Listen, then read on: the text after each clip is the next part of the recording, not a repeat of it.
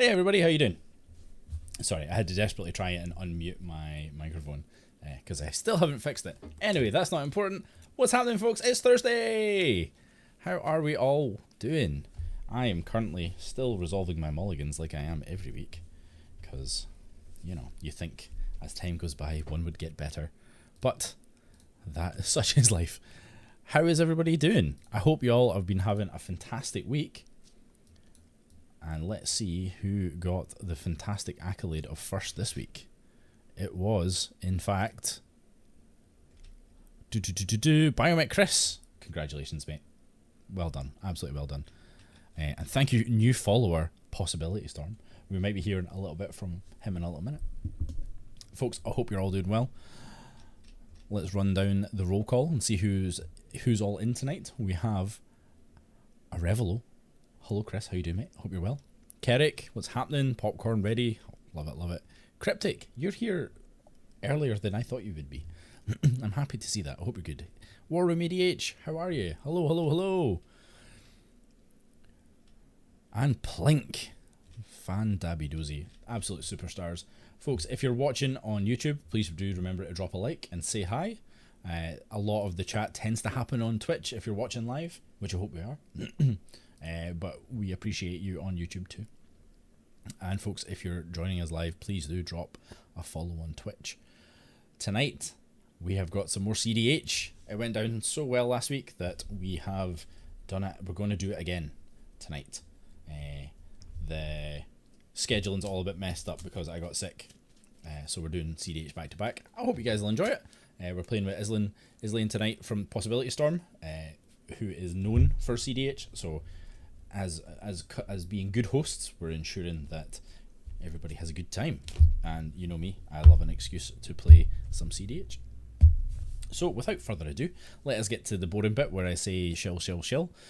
Folks, if you want to tell the internet that you... Oh, you threw me off. I saw a YouTube comment and I got absolutely derailed. If you want to support us, please tell the internet that you're watching live. It is the best way to support us. More eyeballs on our stuff is the best thing for our little channel. If you want to go a step further, you can join our Ko-fi, which you can become a member for as little as £1 a month. By £4 a month, we will send you some lovely treasure tokens, which you can get by our lovely in-house artist, Plink. She did a great job on them. So if you join on Ko-fi for the talisman tier, you will receive a playset of these in the mail. No matter where you live, we'll figure it out. And if you're considering picking up any product online or buying any, give Shattergang a good pounding. Right, get the boink hammer out right now, Chris. Naughty. And if you want to go a step further, we also have a couple of affiliate links for Magic Madhouse if you're buying any product for Magic the Gathering. And if you want to buy any other TCG or hobby miniatures, things like that, we also have a link for Wayland Games. We get a little bit of a kickback when you do, so we appreciate you. I've talked a lot. Shall we talk to the pod? I think that'd be better. I think y'all would much rather listen to the pod than me. So let's bring them in. How are we all doing, pod? Are we well? Marvelous. Doing good. I'm double audio. Sorry, folks. Echo. Fix it. I just needed to unmute my mic. Chill out, chat. Chill out. Jesus. So, yes, we have the amazing beneath me and in seat one tonight. Izlain, how you doing, mate? Lovely to have you here. I'm doing good. I was just talking with the other guys here about how this has been like a million years in the making.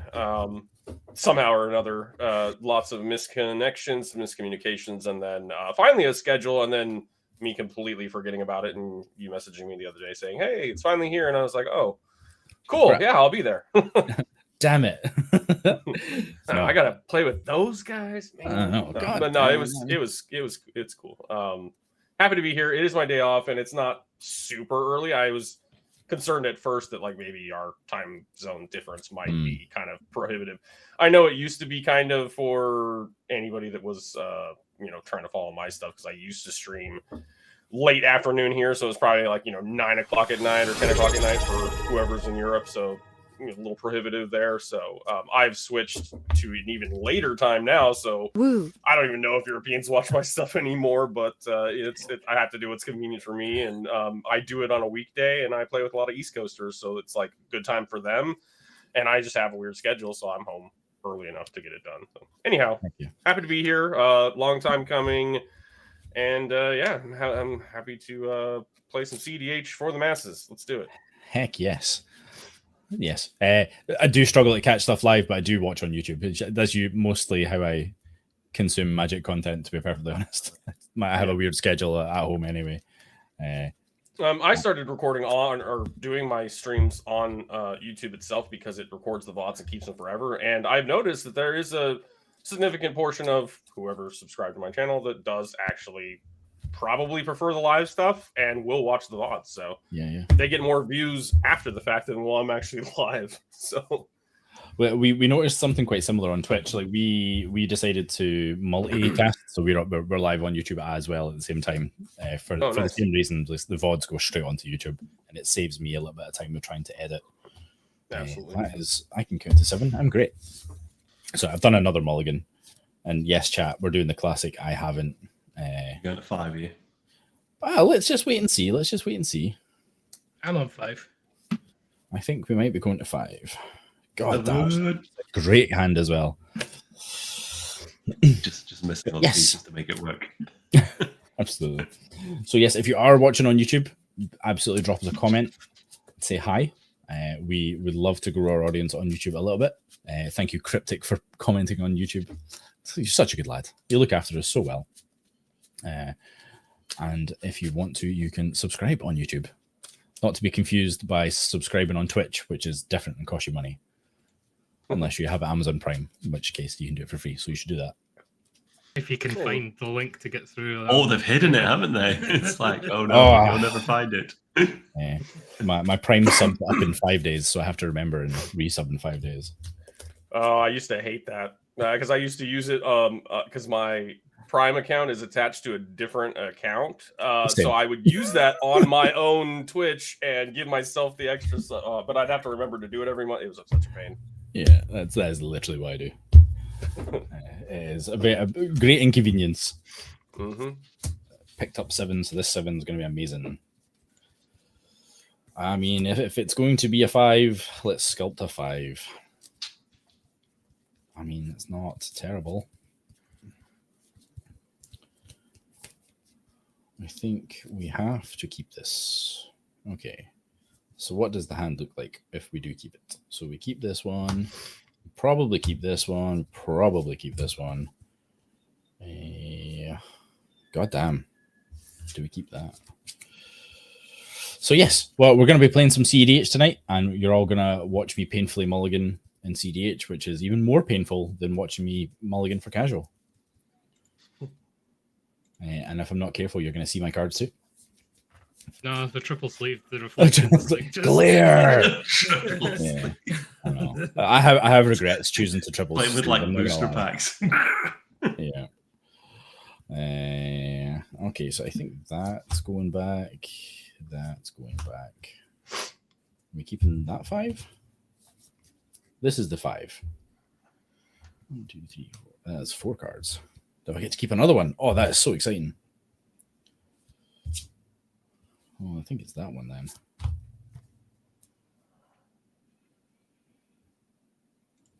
No, it needs to be that one.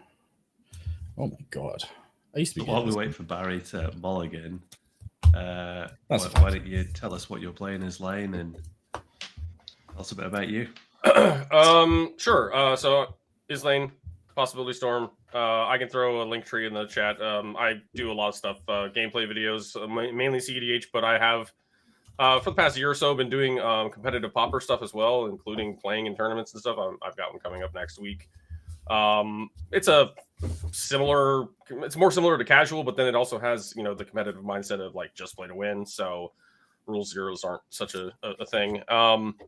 Anyhow, and then I also host the NoFX podcast, which is about to release its 20th episode. It's been a little over a year since we started, but it's bi-weekly, and we've actually probably gone more than longer in between some episodes than not. As far as what I'm playing today, This is early Enchanter. It's the first cEDH deck that I put together during my casual arms race days, circa 2016, 2017.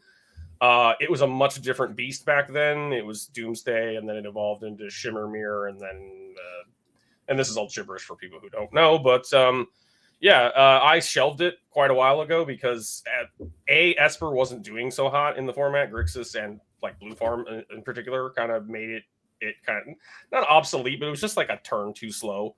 But we're in what everybody refers to as mid-range hell right now. So every deck is mid-range, every deck grinds, every deck's got stacks pieces or hate bears or whatever. So it actually flourishes in this meta. And in the past year or so, Esper has just come up. Tivit is a good example of another Esper deck that's fantastic in the format right now. I play the shit out of it as well. But yeah, just the Archivist of Ogma, the Esper Sentinels, the Trouble in Pairs, like I said, several other removal spells, several other card draw engines in white alone, and then you've also got like the Fairy Masterminds, the Ledger Shredders, on top of what you already had with Rhystic Mystic and etc. In blue. And then black, it just brings the Consult and Tainted Packs and all the best tutors, some removal, etc. So yeah, it's just Esper's in a good spot. So I was like, we're going to try and bring it back in 2024. It was kind of an experiment, and it's been crushing for me. So I keep playing it. Awesome. Yeah, it was. I had, you might have seen me react when you said the arms race, because Zer was my first deck as well. That in our play group. I mean, he's just good. And for context, I was playing against people who actually owned OG duels, and this is before I proxied and all that. So I had a really shitty toolbox version that didn't have a Mox Diamond, didn't have a Chrome Mox, didn't have a Mana Crypt, didn't have the consultation stuff, didn't have Adnaz, didn't have any of the good cards, and yeah, I was getting crushed by like Azami, and Azami's not even relevant anymore. So anyhow. Yeah, sometimes that's just how it goes, Decks fall out and then fall back in. For sure. Excellent. Well, that's a good setup for me, and thank you, Luke, for the prompt to kick things off as I mulled over my mulligan. Oh no, look, I know mulligans are a big deal. Especially in particularly cEDH. So we are on Tivit tonight, as Izlain mentioned. It is a big 6-drop beater in the command zone that goes and does lots of infinite turn things with time sieve, because Tivit happens to make 5 treasures, and time sieve really, really wants 5 treasures to take extra turns. It also has flying ward 3, so I don't know, it's a cracked card. So I'll be trying to do a lot of what Izlain's doing as well, in terms of controlling the board a little, and then trying to find a window to go for it. So the number one rule in cEDH is don't go first, go second. So don't win first, win after. Exactly. Usually. But we'll see how that goes. It is my pet deck. I love it. It's stupidly triple sleeved. I think it might not be triple sleeved the next time you see me. But yeah, it has lots of the usual things you expect to see in high power Esper. It wants to drop value engines, get lots of cards, interact a lot. So we'll see. We'll see how it goes. What about you, Dean? What are you on tonight? Heliod's uncrowned. Walking Ballista. Want to win with Walking Ballista. Want to stacks people out. I'm still ill, so my voice is a bit all over the place at the moment. I've mulled down to 5, and the 5 is shit. So is that because it's mono white? Yeah. Too much blue at the table to go down to 4. So I hear you, man. I hear you.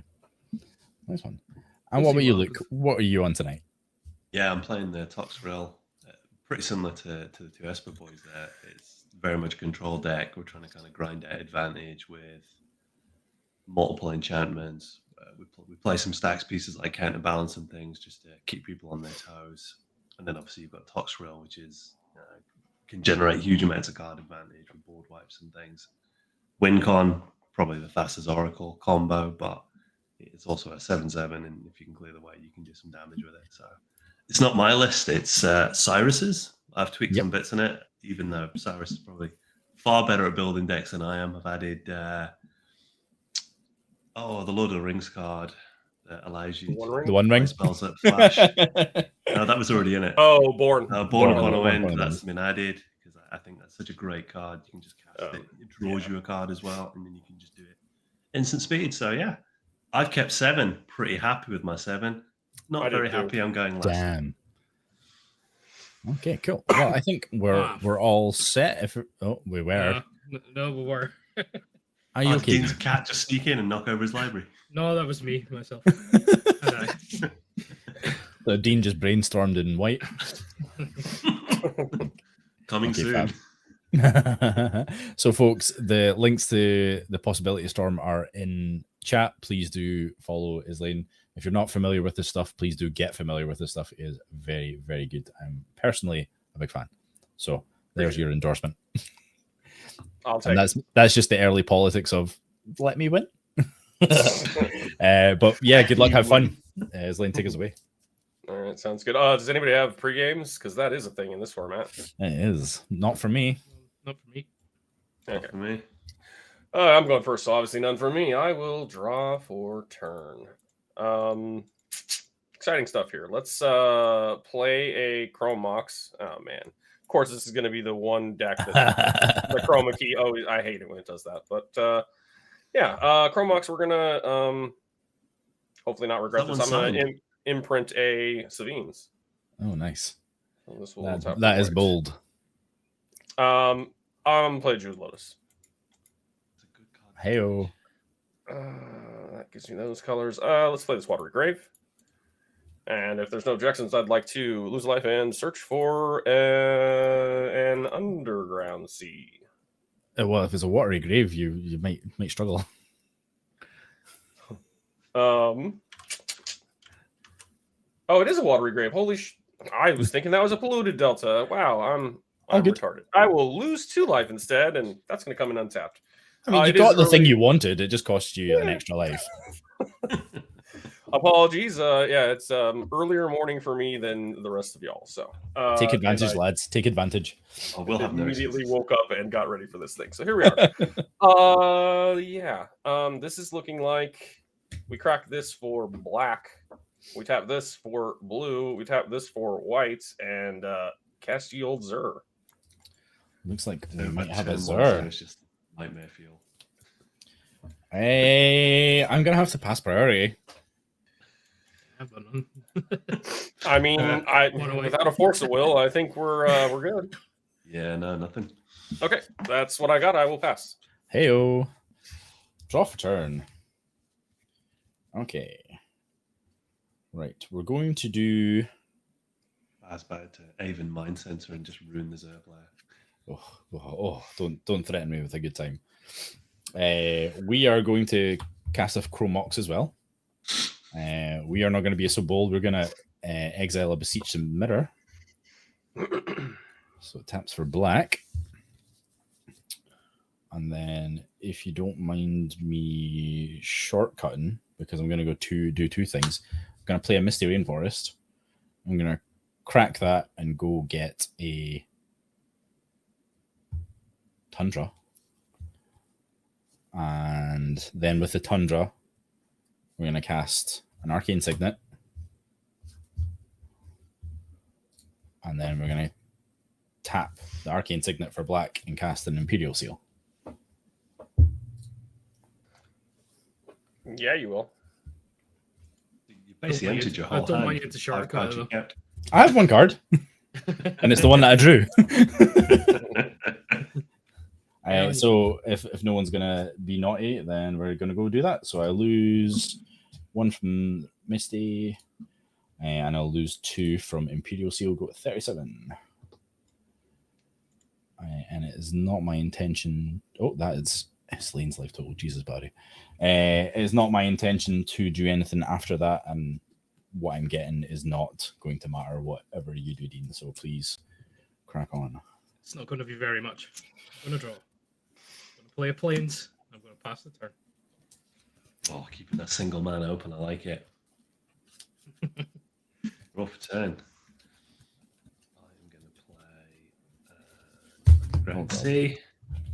I'm going to tap that for a Sol Ring. I will pass the turn. Okay. Untap. Let's draw. We will, I think, yeah. I'm gonna play Urza Saga as land for turn. I have nothing else exciting to do. I would like to move to combat. Any response before I declare attacks? Nothing for me. All right. Yeah, there's a Tivit player. I think we're gonna go that way. Zur declared at Baz. I will trigger his tutor ability. Heck yeah. Now it's time to decide stuff. Feel free to Game's take gonna be your over. time, because I still have not tutored for the card that I need yet. Oh, I can also tutor a hell of a lot faster than you. You can. One of the perks. Question is now, as I say, I did kind of build this list in a mid-rangey kind of way so it can pivot. The obvious thing is always necropotence here, but you know, sometimes it's more fun to do other things first. But necro doesn't hurt. I mean, odds are with Necro, you're going to find the card that you want anyway. Well, see, there's two trains of thought with Necro. It's either go all in and put yourself in danger life-wise and just, dig 20 cards deep and maybe get a win, maybe not. I mean, I don't have a ton of resources right now. I kind of view it as more of a play it, refill your hand, or maybe go, a couple cards over and then sculpt and, keep that going. Sometimes, too, it's better to go grab Counterbalance or a Ristic. Yeah, definitely. I'm just debating on that. I do love me some Counterbalance. Cards, you had one card left. Dean and Luke, what do you guys have hand-wise? 5. 6 cards. 5 and 6. Yeah, that could be. Yeah, right. You know what? Screw it. Let's see what Zur does and just grab the Necro. Okay, so Necro to field. We'll close and shuffle. I'm going to pay 5 life and move to end step. Anybody got anything before I put these cards in my hand? I'll just drag them from library. Not a thing for me. We're all very happy for you. Well, it's interesting. There's like there's a couple of schools I thought that Necro fits in Tivit, but I really don't. But just You're just scared of it because it'll kill you. No, it's supposed to refill your hand, but I don't think it's the right choice. I also don't like ad nauseam Tivit, really. No, I had it which I don't run. I ended up cutting it. All right, move to clean up here. I've got to discard 2. Every time I play Necro, Grixis deck and it does usually kill you. I don't think I need this. I'm going to pitch Lotus Petal and we're going to dump a City of Brass. And go ahead. Heck to the yeah. Let's untap some cards and let's draw this mystery card. Oh, I need to take my life too. 1, 2, 3, 4, 5. Sorry about that. Chris, I think that this one does run Walking Ballista, doesn't it? Izlain. Mine does, yeah. Is Because there you can tutor Heliod to the field, and then that also gets around Rule of Law. Absolutely. he's going to get killed by his own wing gun. It is possible. Him and the rest of us. So we're going to go for 3, and we're going to drop a Ristic Study. Or attempt to. No response? No response from me, but Ristic, is that? Ristic, yeah. Yeah, you're good. Or unstable harmonics. Yeah. So this way, when you go for copy enchantment, which you're absolutely running, of course, you have to. Cool. Well, if Ristic sticks, then we're just going to pass turn. don't do it, Dean. No more spells. Play planes and pass turn. I mean, making land drops. Draw. I will play a Morphic Pool and I will tap 2 and attempt to resolve a counterbalance. A Ristic Study. I will pay. I guess I'm next in turn order. Hey, Snapcaster, how you doing? I don't really want you to have counterbalance. I think I would prefer that you have some treasures. I'll show you an offer you can't refuse. Okay. You let him have Ristic Study. Oh, I feel attacked. Yeah. How many well, treasures do I get? 2. I don't have I don't have a problem with paying for Ristic most of the time. Counters. I feel like every time I play against a counterbalance, it somehow invariably hoses me. Yeah. Even just accidentally, sometimes it just catches you out. Mhm. Okay. Yeah, I will. I'll pass. Don't forget 2 treasures. I do. I've got them. Do you? I don't know where my fancy treasure token is. Well, grab a dice. Shame. Right. So I shall move turn. I skip my draw step, but we still will add a counter here to this Urza Saga. I'm going to play a Tundra as land for turn. And then, insultingly, I'm going to play my own counterbalance because there can be only one. A Ristic Study trigger. I will pay. I figured you might. I will be passing priority on counterbalance. Yeah, nothing for me. Yeah, nothing. I'm guessing not defending your own look. Yep. Nope. From there, I guess we're going to go to combat. I hope you're tracking this commander damage best, but I'm gonna go your way. I mean, I'm a drummer. I can count to 4, so maybe I can get to 21. Hell yeah. If there's no Avens or what you call it, Oppos, we'll go Tutor.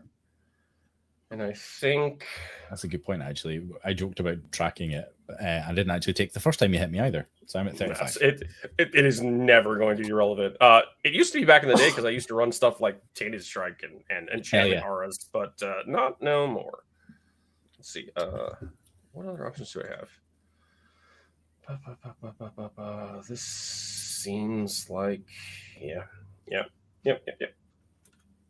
We're just gonna grab the old Ristic Study because I just like to play all your guys' cards. I mean, heck yeah. How did I still hate Zer? I'm sorry. The PTSD is real life. he had to turn it sideways to get it. Yeah. It's outrageous. Yeah, it is a troubling activation cost. I think we're gonna Necro for. Yeah, I'm just gonna fill my hand here. We're just gonna do 3 and then a 30 draw. Move to end step anything before I grab those cards. Nothing for me. Nope. All right, 1 and a 2 and a 3rd and a pass. Untap. Hopefully Basil cast a spell and then we can see what's on the top of the library again. Well, if y'all stop paying for Ristic Study, you might not see many things. Draw for turn. We're going to play this Forbidden Orchard. And then we'll go 1 and 2. I'm going to cast this Talisman of Dominance. We'll counterbalance. Ristic Study. I will pay for Ristic. Okay. Yeah, I'm not going to trigger counterbalance. That's not worth it. I prefer hidden information over countering a talisman. 100%. And if that's it, then that's me.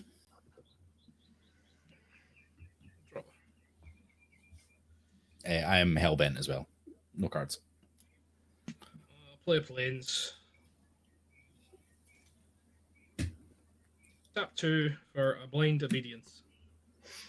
Paying There it for one of the Ristic Studies. Please don't pay for mine. I've got an empty hand. I'm not paying for yours. I'm paying Okay. for Izlain's. you can draw Barry. Paid. I will trigger counterbalance on this. I'm not sure I like that. It's a land, so you are. Oh, we're safe.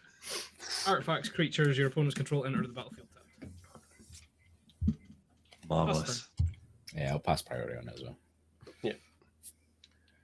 Draw. It's good timing for this Urza Saga. That's gonna come in tap as hell. Well, I suppose I'm just going to do this as well. So I'll go 2 in the blue. And I'll cast my own Ristic Study. Oh my goodness. Well, Ristic Studies? Ristics, yeah? I'll pay for yours, Baz. You can draw a single card. This is feeling like favoritism. I can't begin to tell you how much Dean and Luke are hating giving me cards right now. It hurts. It hurts us all. Yep, pass priority. And yeah, pass. That's kind of it. God damn. Okay. Untap. Skip draw. Add a counter here. In response to its sack. Tapped construct is not great, but you guys aren't playing creatures. We'll just float a colorless and then grab. I guess we'll grab a Soul Ring that's going to come in tapped. Let me double check my list here real quick. I don't think I have non-mana rocks that matter. I do not. Okay. Soul Ring it is. There it is. It's tapped. Close shuffle. Let us play an Underground Sea as land return. And then 3, 4. I do not mind that so much. 1, 2, 3, and a 4th. I'd like to cast Talion. Oh my goodness. Wrist study trigger. Wrist study trigger. I cannot pay. Yes. Yeah. Tapped as well. Oh well, not in the stack. It's not. Oh no, it's tapped. Tapped doesn't matter where it comes from. It's tapped. Upside down in the stack and then tapped in the battlefield. And I sadly will pass on your third value engine. really don't like Talion. It's like, no. Love them both. Dean, you do anything? Drinking. Drinking. I like it. It's a good strategy. I would join you, but it's only 11 a.m. and Honestly, I'm sitting with like a Hydro Blasting card, and I'm just like, why? Why is there no red at this table? And yeah, no response from me. Okay, I will put them on 2. So any power, toughness, or CMC of 2, I will draw a card and you'll lose 2 life. Ironically, I am only drawing value engines, so that is just kind of where we're at. Combat, same attacks. I will take. Yeah, take that 3 commander total damage. I mean, it's getting there. Only turns time. Yeah, only a few to go. Let's see. I don't have much left here. That seems like the play, I think. Yeah. Assembled Exodia. I've got all the 3 mana enchantments out my deck. Not quite. I actually still have like 3 or 4, but okay. It's not too bad. We're gonna grab ye old Grasp of Fate. Oh, nice. Yep. So I can't pay for the wrist sticks. So you guys you draw away. Oh no, I'm not casting. You didn't cast it. That's an ED. That's an ETB. Again, I am not awake. So yeah, there isn't a wrist stick. But yes, I am going to target both wrist sticks and the Blind Obedience to be exiled underneath. What does it do? If they go underneath this, it's 1 per opponent, and then if this removes, you get them back. So it's kind of like an Oblivion Ring or whatever. If that's good, I'm gonna do the old refill my hand, take 2 life, add 2, and pass it up.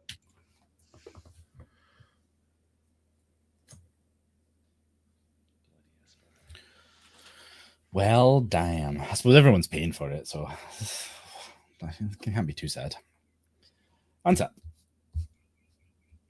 Let's draw for turn.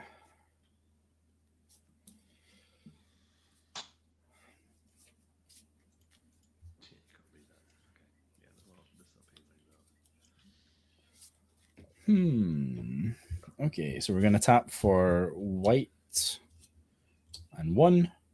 And we're going to cast a Drannith Magistrate.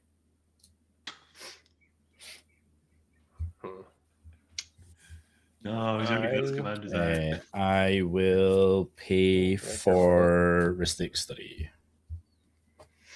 Apt as well. I'll trigger. Oh, well, actually, I have Italian trigger. You do. And a counterbalance. Risky. I'm gonna order it Italian first. I will draw. Good call. I will reveal. Damn, it's a land. I have no other responses. You can have a Dranith. I don't think that really affects me too much. Who knows? Who knows? So I have a tapped Dranith. I think Never a board wipe to go. Oh, you also would have lost 2 life Italian if you didn't. I did. I'm on 32. Okay, thank you. I didn't announce it. I should have. Apologies. Oh, One good. of the few times I remember to actually do it. Who's trying this tapped? It is tapped, yes. Oh no, the rule law's gone. Oh, Blind yeah, Obedience blind is obedience. gone, Yeah, yeah. yeah. Blind obedience. Well, that changes nothing. Thank you, though, for the correction. I think.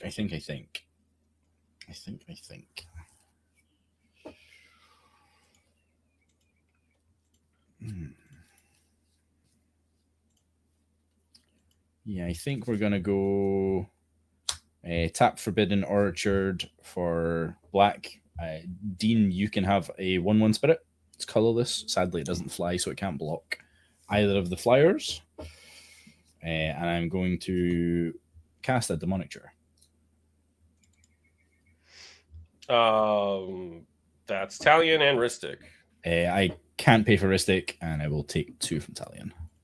All right. I will also have countermouse trigger at that point. We'll draw, and then we'll draw, and then we'll reveal, and it's a ballista. Ruh-roh. Cool.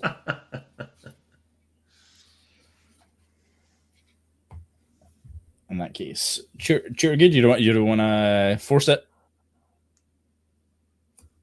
I got nothing for you. Okay, cool. Right, we're gonna go cheer up a card after losing 2 life from the Italian. Going to 30. Oof. Game's almost over.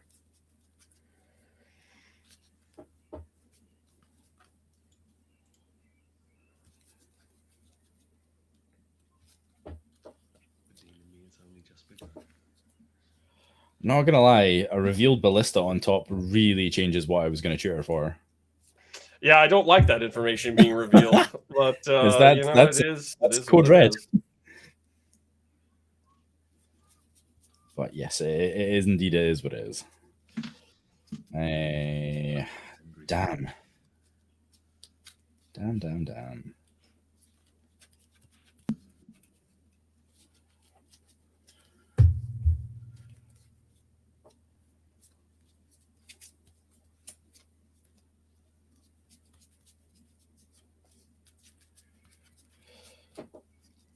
Because, believe it or not, the biggest pain in the butt is the fact that Ristic is gone from my board temporarily.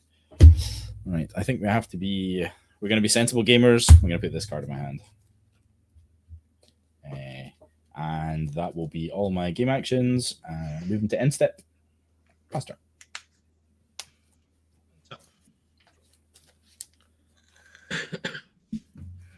War Room. Hey, shout out War Room EDH. Don't try and get sympathy here, pretending to be sick. There's a burden around my neck. It costs 4 mana. It's a 1-ring. Heyo. Okay. That's Ristic Study. Ristic and counterbalance. Can't pay. All right. But there's a walking ballista. Could we're be a gonna draw potential that. win. So. God, it's a you're not land. The counterbalance has not been doing well today. Oh boy, you having ring protection is awful. But Luke, I guess you have priority if you have anything. As the game has shown, Izlain, I have nothing. It's not a red permanent. I can't deal with it. Yeah. You having the protection. Well, I mean, I guess it doesn't really matter. You can just kill the 2 of us and then get Dean when the protection runs out. Yeah, I think that's. It's not as clean. I get that. You want to do it in one fell swoop with. Yeah. I get second. Trying to be impressive here, but you know. Well, yeah. Well, I have no response. I can get some.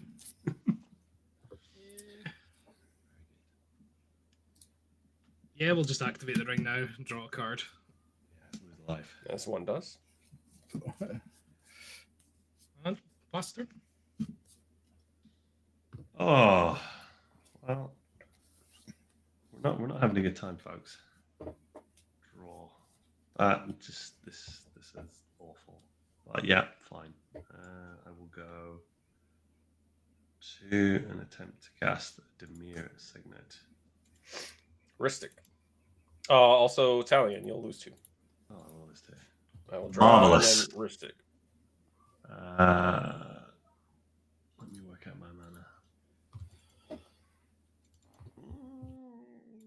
I mean, I've No, already you got can 12 have it. cards in can, you know. What's Yeah, one you more? can have it. I know it's not much different. It always makes a difference. No. Okay, well, do you have a way to stop the ballista going into his hand? It's already in my hand. It's already in his I've hand. already, Oh, I already thought you drawn it. revealed it. I didn't realize You- you I, drew you it. I not paying did, for and then I Ristic, had yeah.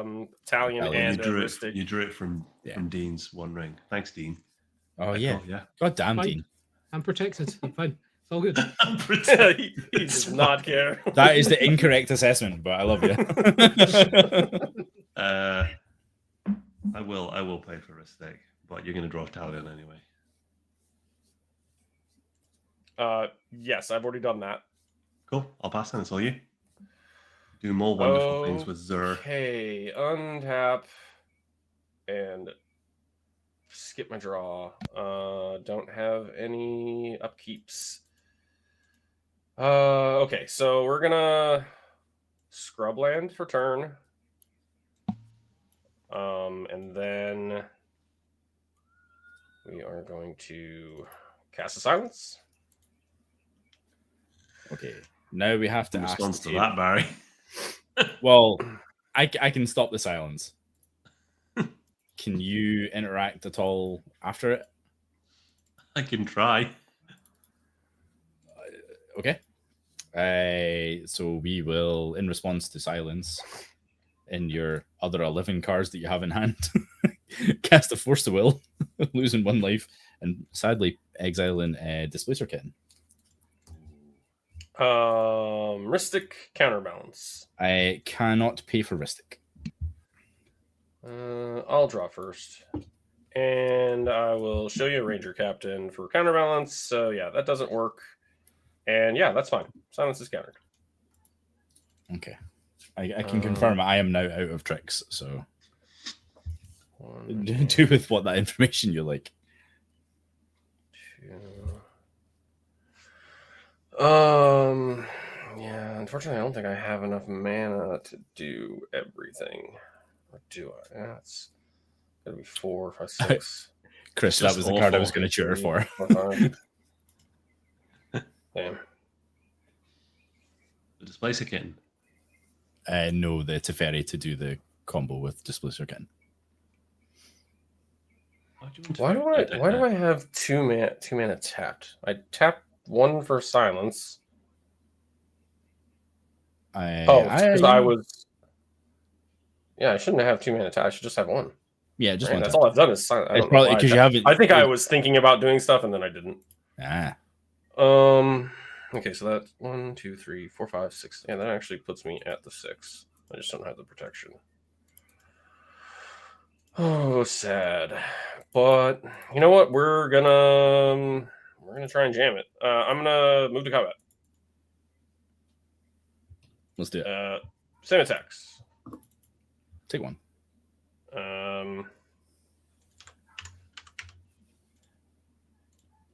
We'll get Heliod.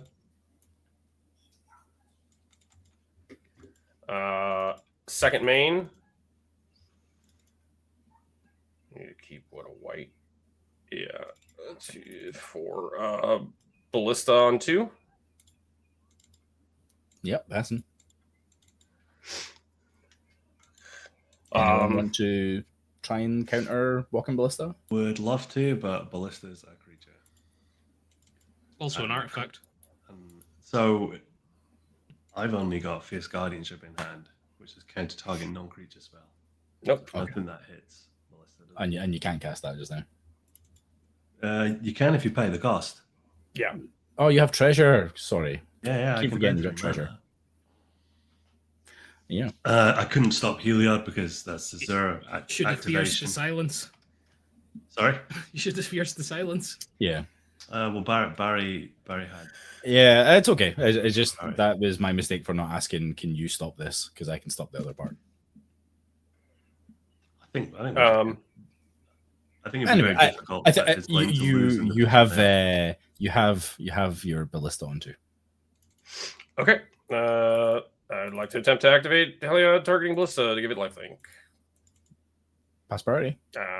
I will proceed to blow you and Luke out of the water, and I guess Dean's going to live for a turn. And you will have a bajillion life. I guess we'll die. I have infinitely large ballista and infinite 70 life like that. 76, something like that. Yes, definitely dead. I back don't have anything else. I guess I just have to dump some stuff here. We'll exile land, and that's it. No one pay 28 life to necropons? No, I think I'm okay. Okay. Well, his life is significantly bigger. Well, 172 life then. Yeah. You're up, Dean. We believe in you. Upkeep. Yeah. Oh, he doesn't have any. He doesn't have. He doesn't have enough mana to do it just yet. You have to win. You have to win right now, Dean. Do it. Yeah, but Heliod is walking ballista, not like a million. It A walking is, ballista is. but So you can Heliod just- costs mana to give it lifelink to do the thing. Ah, right, okay. I should know that. I'm playing the deck. I was going to say Well, yeah, that, but think that's I your don't thing. need. I don't need the lifelink. I can just remove the. I actually can just do this on his on an upkeep. I can actually just remove all the counters. Yeah. and kill him. Okay. Yeah. Yeah, that's what I was meaning. We don't even need to go any Gotcha. further. Apologies. Dean, Yeah. You went from 40 to 0 in one turn. You came second. Just Hey, the way you Molly. wanted it. And to be fair, if you guys did have stuff, I had Force and Fierce in hand. I also had Abolisher, but I decided to use the Silence to get a bait out a counterspell, and it worked. Makes sense. I would think that. I mean, you just got so much value. You only played value engines for the first 2 turns. Yeah. So I Ran lucked away with out it. that I drew the counterbalance, so I didn't have to waste a tutor on it, and that just kind of gives you the protection. And I didn't go for Heliod early until we saw the Ballista. And surprisingly, I never got a black tutor that whole time because that's what I was waiting on because I, figured I would end up trying to do something completely different. But that's how it worked out. Zera's the black tutor. Yeah. So is Sure, but you can't tutor up, Yeah. Thassus You're right. or any of the other. You can only tutor up really good enchantments. That Yeah, I people out mean, the game. Yeah. Boo-hoo, I had to, be limited by what I could tutor. Yeah. I mean, look at the collection. I'm sure you feel really bad for me as this chat. Nah, well played. It was cool. It was cool to see it. I decided to tutor for Force on my last turn, but I actually neglected to remember I actually had Cursed Totem in hand. But looking what you had in hand, I don't think it would have landed anyway. Cursed. I actually It didn't would have stop a response for Ballista. that, but Ristic and Talion and Counterbalance would have all triggered, and that might have gotten me an answer. So Dranith was the bait to see if what was in top for counterbalance, because I figured it was good enough for a check. I know it wouldn't really stop you, but that was the thought process. But yeah, I decided to go for stack interaction. Yeah, I mean, like I said, this deck is in a really good spot because Heliod is a newer addition compared to old days. Also, as I believe it was Luke brought up the Born Upon the Wind, that basically replaced the whole Shimmer Mirror thing because I'm still on Yawgmoth's Willows in hand, but no need to use it. But yeah, you can then Born and just do a huge Necro and potentially win that way. But yeah, it's a very good deck now. I mean, it's always been there, but it's kind of because there aren't as many just like turbo Nozlists and things that are trying to win on turn 2 as much as there was like say a year ago. It's kind of fallen into a good spot again.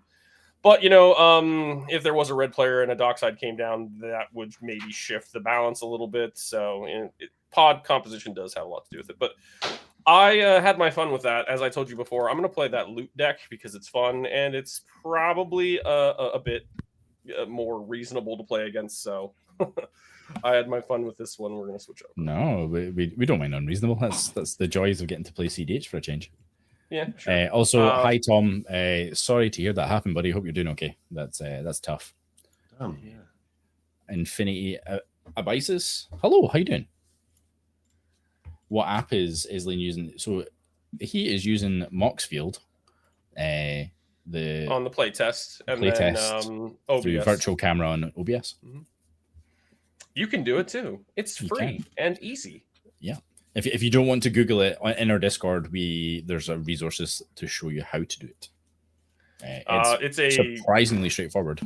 It's a great utility for people who want to just, why pay $1,000 to buy a deck and not even know if you like it and then end up hating it when you could just play it for 100%. Free, run it through, make changes, get it right and tight, and then buy the cards. 100%. Yeah, cEDH TV have a great video on it.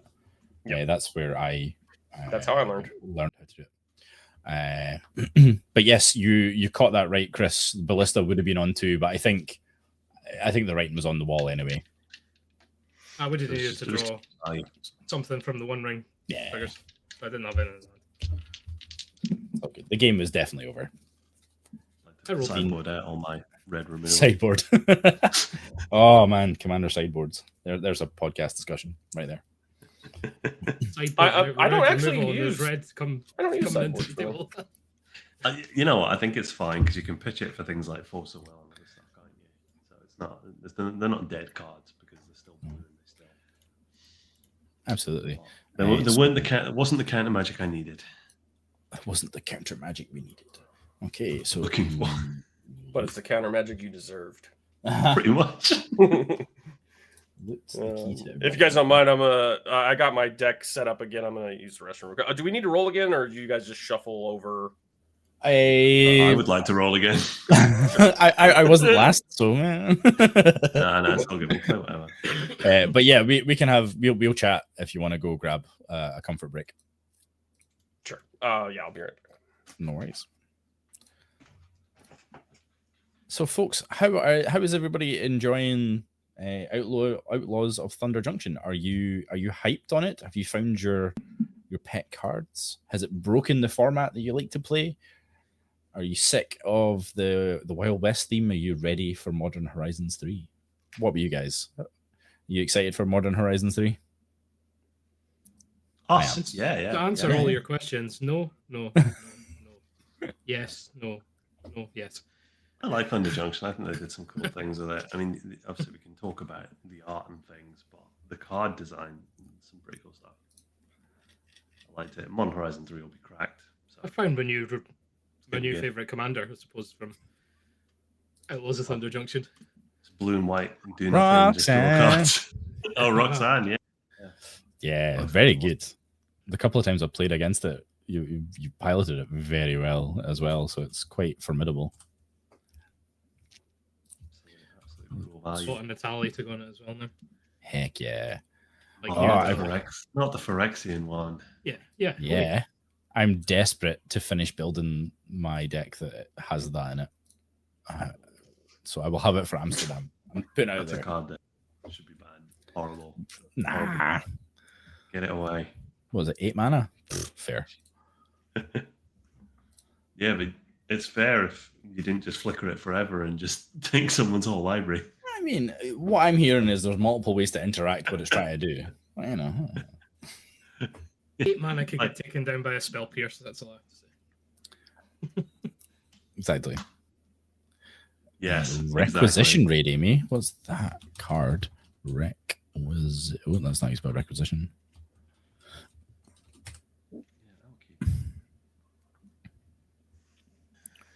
Oh, yes.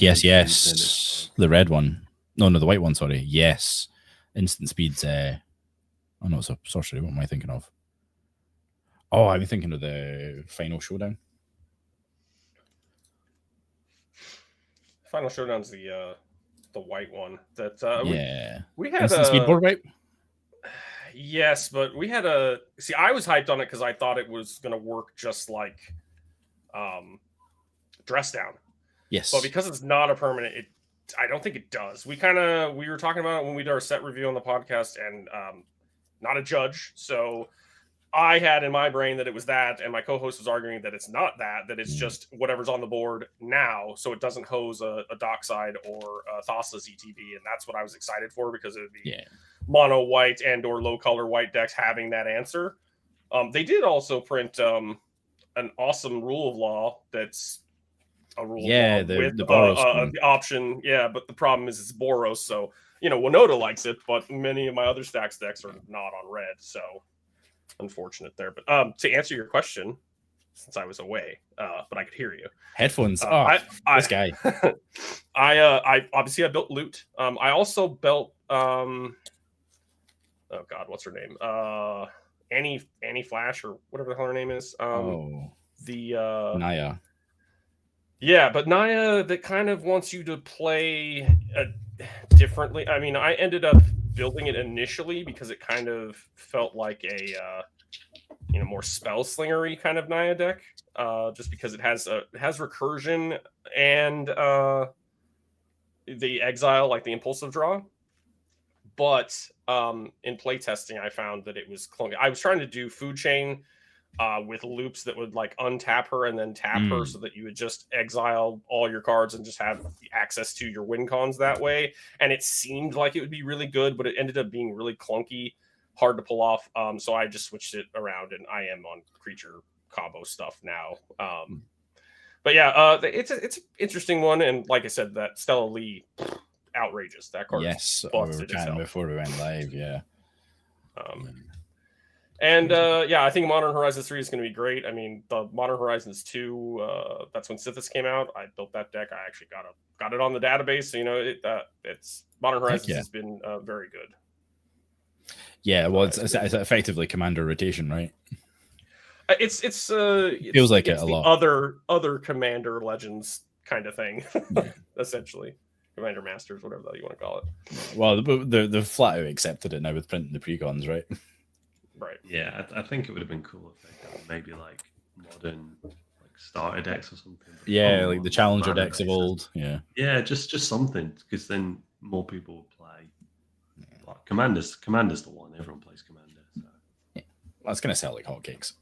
It will. I mean, even the Eldrazi deck now, the last year's one or whatever, that's holding its value, isn't it? Or this year? No, it was last year it came out. No, it was last year. You just can't tell with sets these days, right? Bro, I'm too old for this shit. And a couple years back, it was like, man, like every time we have a conversation or we do a set review, we'll be talking about whatever new card, and we're like, oh, this interacts with that card, and when did that come out? It feels like yesterday. It was like 3 years ago, or it feels like it was a long time ago and it was yesterday. Like we just, but I've been playing Magic off and on since like '94. So okay, well, you've got a couple of years on us. I'm an old man. What was the Amonkhet block? Dominaria? I came back at Kaladesh, but I hadn't played in over 10 years at that point. I played in I really got into it around Ice Age, and then late 90s stuff, and then early 2000s, 02, 03 somewhere is where I quit and sold everything off. Didn't play until Kaladesh, and then I must have felt like a completely different game when you came back. Yes and no, but it's always familiar because the mechanics are similar, but a billion new keywords and all those things. And then getting into EDH made it even worse because it's like, oh, now I have this 30-year card pool. But anyhow, hey, Bubba. I've been doing it enough now to where it's, kind of second nature, second hat, whatever. No, for sure. I guess I should resolve my mulligans. I apologize. Should we do turn order? We haven't done turn order yet. Y'all want to roll some dice? I think you've got 7 to beat just now. 8. I got 5. Okay, Luke, you get to go first. Dean, you've already rolled, you cheeky monkey. I know. It was like, I'll take second then. So we have reset turns. Second, wait for me. Oh, goodness. Fabi. Okay, well, Luke first, Izlain second, myself third, and Dean, you're going fourth. You got second last game, so that's your prize. Second place. I didn't go second last game. Wow. The One Ring saved you. Mono white should always go first. I don't not agree. Land tax. Yeah. Oh my god, this hand's a trap. I think this hand's okay. It's slow, but it's got. Yeah, I'm on second 7, kind of slow as well. But this deck doesn't do Zur things, so you know. I've had my fun. If I don't do shit for the rest of the stream, that's that fine. reminds me. Crap, I need to change our stream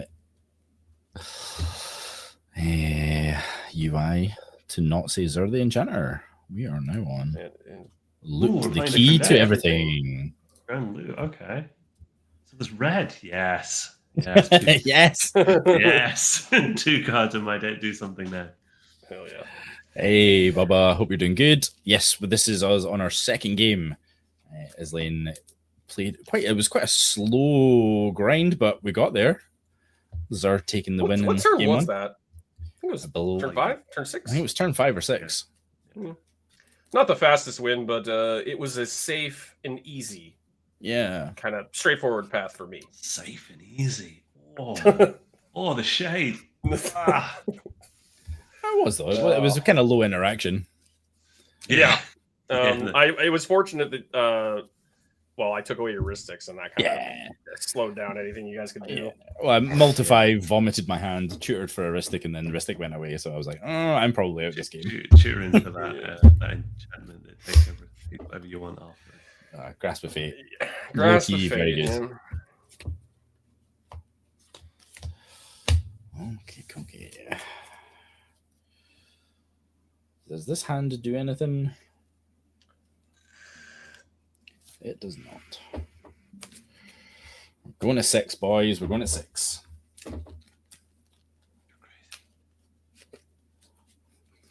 Just need to have to.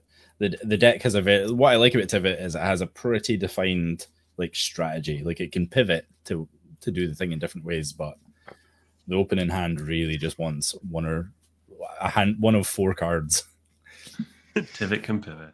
And they all rhyme with heuristics. Said it for me. Tivit can pivot. But I'm a big fan of Tivit too. I think until I rebuilt Zur, it was like the deck that I was playing quite a bit. And I still play it, but I don't know. I can't really tell you which one I like better. They're very similar. Same in a lot of ways, but I don't know. It is a different game plan for sure. The thing I don't like, well, I guess they both kind of feed Dockside a bit, but I think Tivit obviously does more. Not and being able to get shut Tivit. off by, just being able to be shut off by, Stony Silence, oof, whatever. Even the Dauntless Dismantler, Blind Obedience stuff that makes your artifacts come in tapped. It hurts him a lot, but he has wards, so he's hard to remove. If he doesn't get countered on the stack, you pretty much usually get to keep him for a while. But yeah, it's hard to say. Like it is kind of a very similar sort of style of gameplay, but I can't really decide which one I like better. I think I have to give it to Zur just because special place in my heart. But for sure, especially when it's like the one of the original boogeymen of the format. You're like, yeah, it was like top end deck before partners got printed. Okay, right. I think we have what I said. I'm on 6. I think we have a 6. Yes. Oh yeah. It's not a great 6. I'm not gonna lie, but it's the 6 we have. Cool. Okay. Any pregame? No. I don't. Well, in that case, Luke, take us away. Well,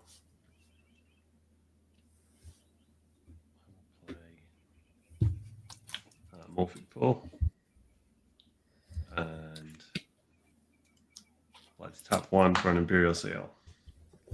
Nice. Am I allowed an Imperial Seal? But yeah, go well, mate. Would love to mental misstep it, but we got to be nice. Hey Kazuki, how's it going? So, folks, if you're new here and you haven't dropped a follow already, please do drop a follow. We're a really nice bunch. And if you're watching on YouTube, please drop a little like. Hey, Scarlett, how you doing? Just getting back into the format. Bought my first commander deck today, and I am sleeving it right now. Ooh, what commander did you get? Also, welcome to the worst addiction you'll ever have.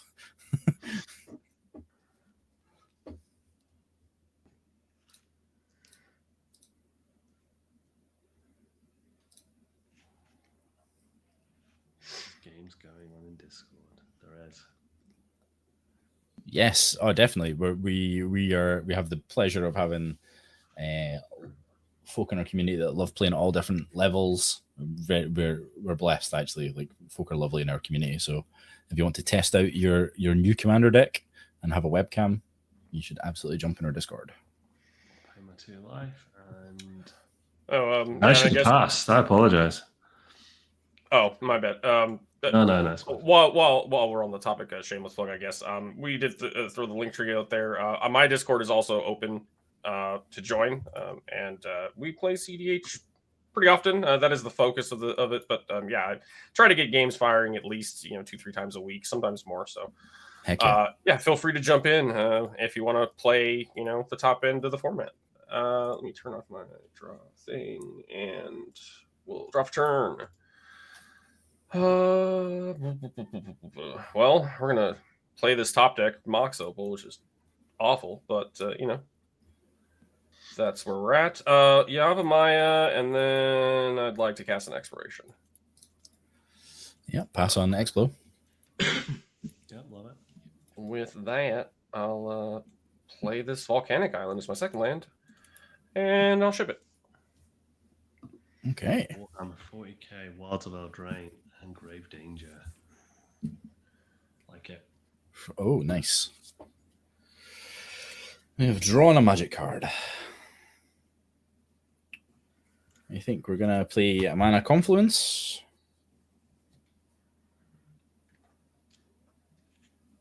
And then we're going to cast a Mana Crypt. And then we're going to hurt ourselves for white.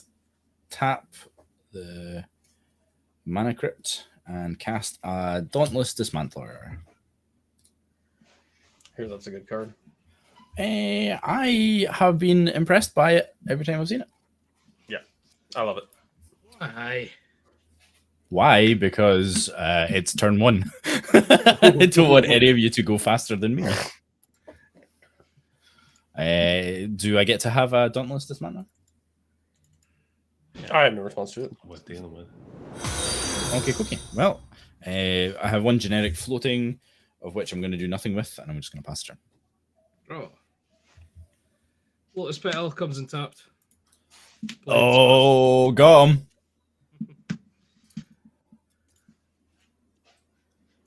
Tulip. It's all right. We'll just copy it and ruin his clue play when he gets Tivit out. Draw. I mean, I struggled to get Tivit out last turn, so last game rather. I will play a Bloodstain Maya. Sandoken, thank you so much for the follow. I'll go find Underground Sea. Oh, you were at Command Fest. Oh, hell yeah. Lovely to have got to... Did any of us get a chance to play some games with you? I probably didn't because I was rubbish. I hope you enjoyed Command Fest, though. I think Infinity Abysis, thank you for the follow. It certainly was a Command Fest for us, Dean. It was still awesome, though. Yeah, it was a good time. Underground Sea. And I will lose the 1 life. There we go. Cool. Did you tutor for an Underground Sea? I did, and I realized I can't do that. Nah, you didn't actually, did you? What did you get? Go on, show us. I grabbed the wrong card. Well, Bloodstained can get underground. I'm not. Are you guys joking? I'm not following. No, it's a swamp or a mountain, but underground. Yeah, Underground Underground is a swamp. Sea is a swamp and a Island, yeah. Yeah. So I did. No, good man. And then with 2 mana open. Kazuki, you did not have a non-demure deck. You can't Go change black it. for a dark ritual. No response. Dark Ret. No response.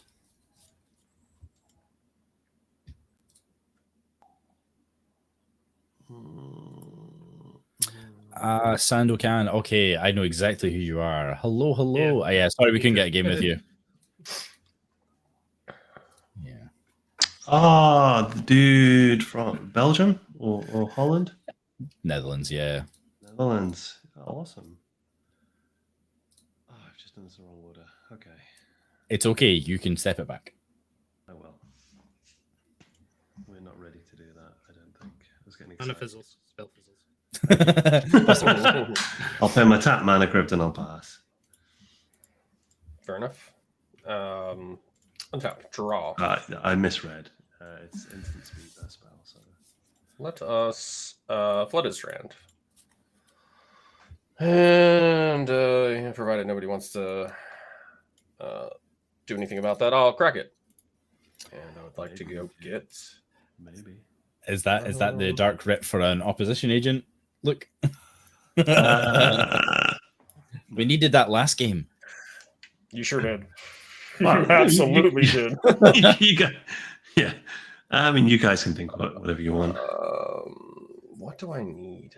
I've got green. Just red. Toxrill next. I guess. I have to get blue with it. So I guess we get a tropical.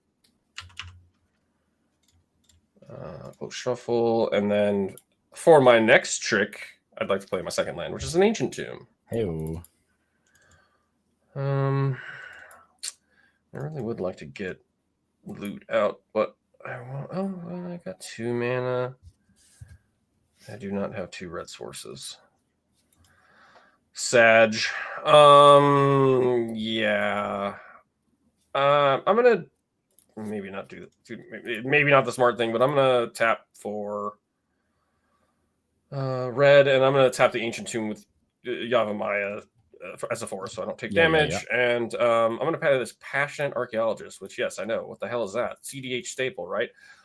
This says it's one of those background enchantments. Commander creatures I own have, whenever you cast a spell from exile, this creature deals damage equal to the spell's mana value to target opponent, and loot obviously casts stuff from exile. So seems good. First time I've resolved it, so we'll find out. And it seems very good.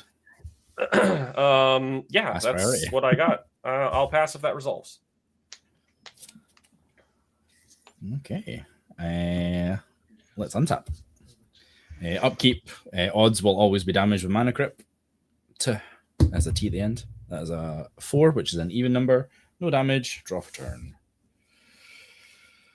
Oh, why did I have to draw that card? Now we need to make a decision. I mean, isn't this just decisions the game? Yeah. No, I think we...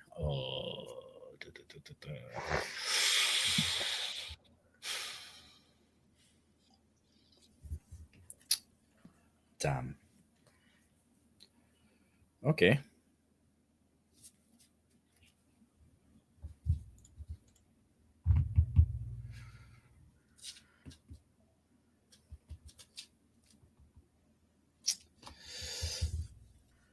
Damn it. I had such a clear game plan in mind, and now we have something else to consider. Let's do... I think it makes... I'm going to play an Ottawara, sadly. That's a land? Oh my goodness. I know. Blasphemy. I know. It actually makes me really sad, but such is life. We can't all be happy. Chat, do we play the sensible or the greedy play? They're gonna say greed, of course. Cryptic, you're memeing on YouTube comments is unreal, mate. I appreciate you though. Greed. Duality of the war room. Sensible. Greed it is. So we're going to tap the Mana Confluence for black. Hurt myself. Oh, I shouldn't be on 40 because I hurt myself last turn casting a spell. Apologies, I'm on 38. Big cheats. Big cheats. Big, massive cheats. And I'm going to cast Italian. There it is. There it is. DD. Do I get to have Italian? It's good by me. Yeah. Okay, we got Italian, and I think I will also name 2. I'll use the big dice. In fact, we can just write. I mean, there's arguments for 1 being good too, but I really think 2 is the answer because so much of the format is 2 CMC or 2 drop or 2 power, 2 toughness. 100%.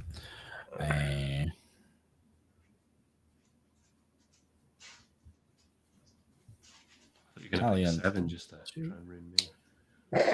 I mean, I think 1 would probably ruin you if you've got cantrips for mana. So Italian's on 2. Luke, you almost definitely run Necropotence and or Ad Nauseam. I'm gonna go to the red zone. Do not run. But I'll take it.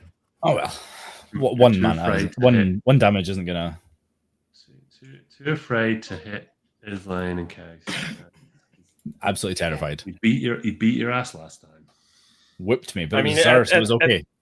At that rate, though, that's hangover, and we don't do that in cEDH.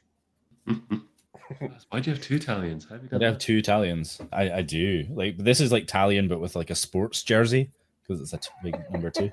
It's a completely different character. Master. This is the secret layer version. It doesn't. The legend rules very different. Clone all the Italians for every mana. That's actually not a bad idea. It's like 1, 2, 3, 4. There we go. Let's draw cards anytime anyone tries to do something. Okay. Next deck is Italian clones. I mean, I think you really only need like 1, 2, and 5 just to hose all the major win cards. Interaction. Yeah. 5 being Adnos. Yeah. Tap 2, and I'm going to cast a Strict Proctor. 2. Yes, it's my favorite number. Yeah. Italian.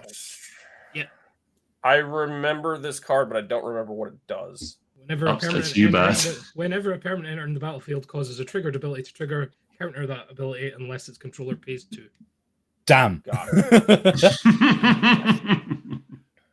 Permanent.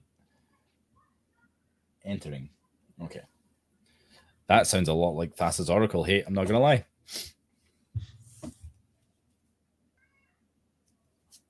Griffin says to do what the YT chatter says. You're being coached in YouTube. Oh my god. Why do I have 2? I don't have 2 Italians, Cryptic. Stop memeing. Did I get this? Oh, yeah. I have nothing on it. That's turn. Love it.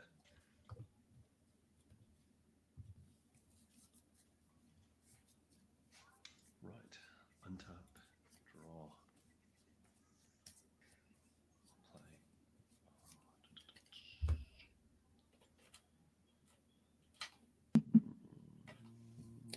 Cephalic Coliseum as land for turn. And we will pass. Wait, that's more Thassa's Oracle hate. Did you roll for your mana crypt? Look. You're right, I didn't because I'm a horrible cheater. I'll go odds because you've got an even. And I'll take the 3 damage. Okay. 3. Yeah, we'll move to turn and draw. Okay.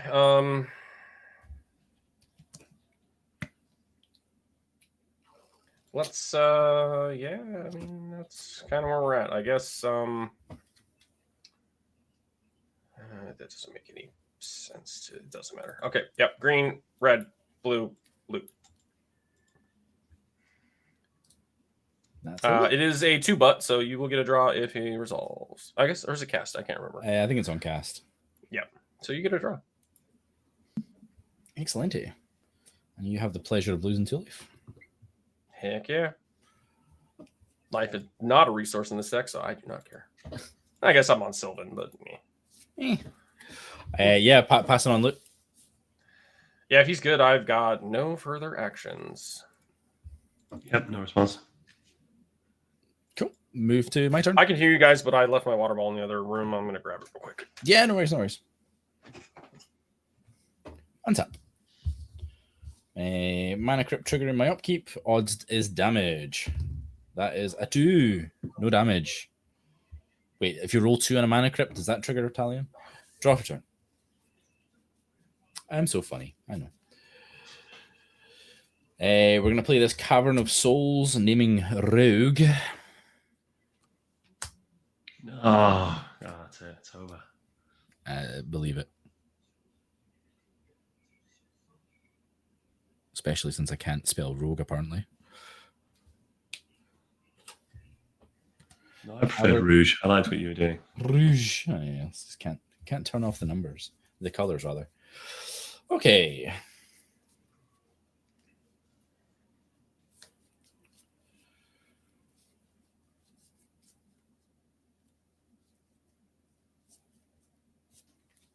Yes. I think what we're going to do is tap this Cavern of Souls for generic, Mana Crypt for 3, Mana Confluence hurting myself for white, and we're going to put a Smothering Tithe on the stack. And we'll see how fast Izlain runs back to the desk to try and counter it.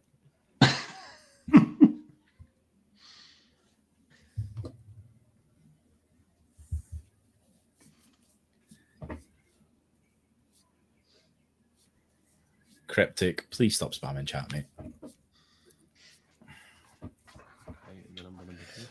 Yeah, If you you aren't you overestimate. Sorry. You overestimate how many or how control-y this deck may or may not be. Yeah, I mean there's counter spells in it, but yeah, you're good. I'm not going to do anything. I hate it, but you know, here we are. Me too. It's a really obnoxious card. Luke, do you hate it enough to counter it with the spell in your hand right now? I do not. Excellent. I guess we can all be thankful that you're not like playing Marnius, because that is really a card in Marnius. Oh, I really want to play Marnius. It's an interesting list for sure. But I'd much prefer Tivit. I agree. Cool. Well, if I have a Smothering Tithe, let's get into the red zone. And Dean, your thing flies, doesn't it? It does. It's a 1/3. Oh my goodness.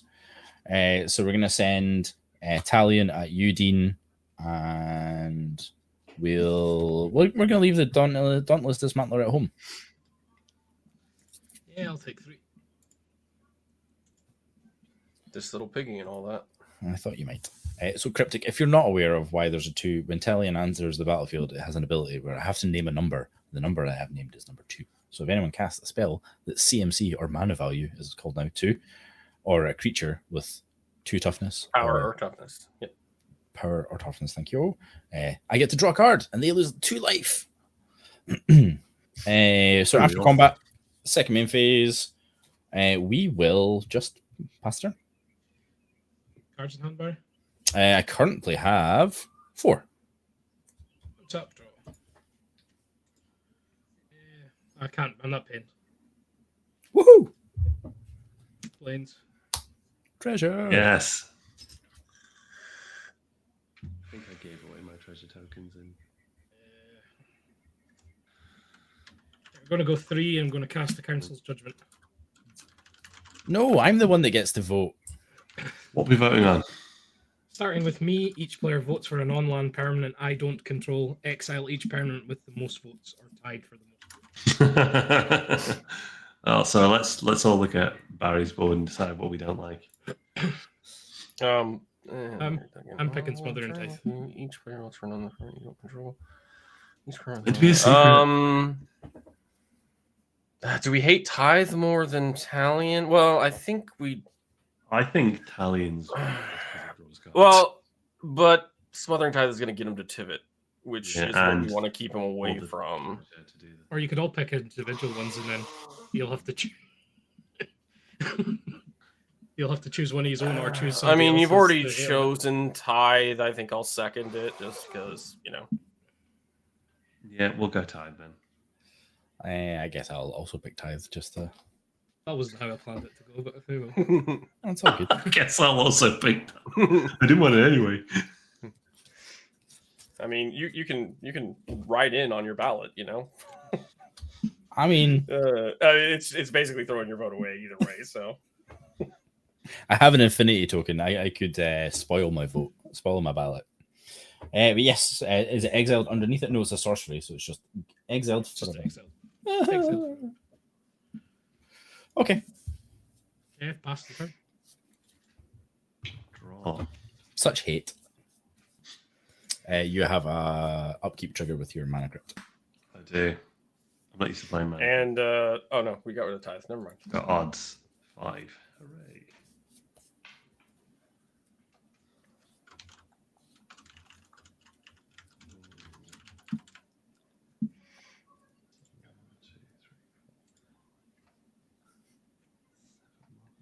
It is the kind exactly Kazuki. See, you get it. Handly loaded dicks.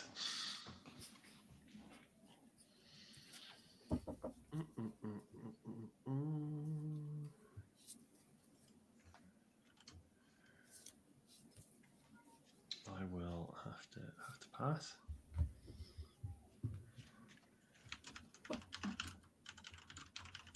That is worrying. Passing with 8 mana. That's right. Talion is a woman. There you go. All right. You passed, Luke. I did. Okay. We will untap, and we have an upkeep trigger. So Luke doesn't count himself for the creature type, but I do have enchantment and artifacts, so I will exile top 2, and I can play them this turn. So here is a mental misstep. That's awful. And obnoxious. Okay, these are just not good cards right now. And then I will move to draw step. Okay, I don't hate that. Well, I also don't really like what's in my hand, so cool. I think that's just gonna stay exiled, and I don't really want to put that land on top, so I think that's just gonna stay exiled. That sucks. I'm gonna play a Lion's Eye Diamond that comes in tapped for shits and gigs, and honestly, that's what I got. I'll pass from there. Untap. An upkeep trigger for Mana Crypt. Again, odds damage. That is odds this time. 1, 2, 3. Go to 34. Get in. I'm almost there, guys. I'm almost there. We will draw for turn. Hey-o. Okay.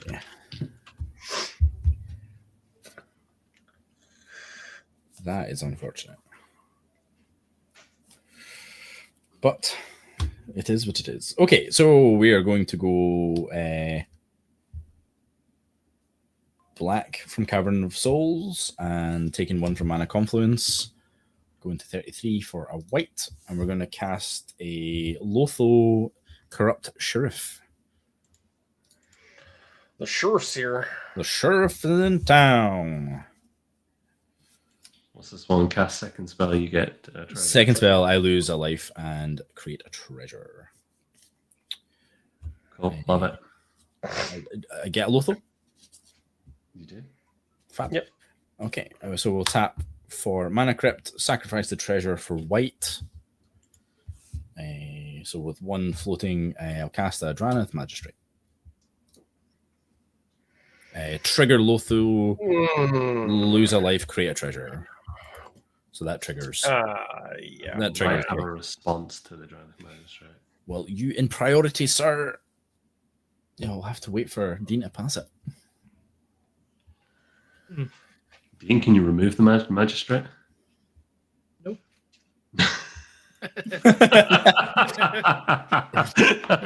I love it. Yeah, okay, pass. Pass priority. So the Magistrate actually ruins the exile thing you're trying to do, doesn't it? It does. Force. I'm going to exile a quarter monitor and lose life. And if you got it, you got it. And I'm just going to be screwed.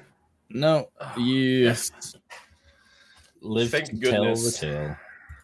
Yeah, that absolutely would have put me in no man's land. Yeah, so the debate was Talion or Draneth last turn, and honestly, I still think Talion was the right call, but we'll see how the game ends. But yeah, Draneth was coming down. Yeah, hindsight and all that. Yeah, sometimes you kick yourself. So I lose a life and make a treasure with Lotho, and that was my second spell. I have one generic floating, of which I have no plan to use. So let us move to the wombats.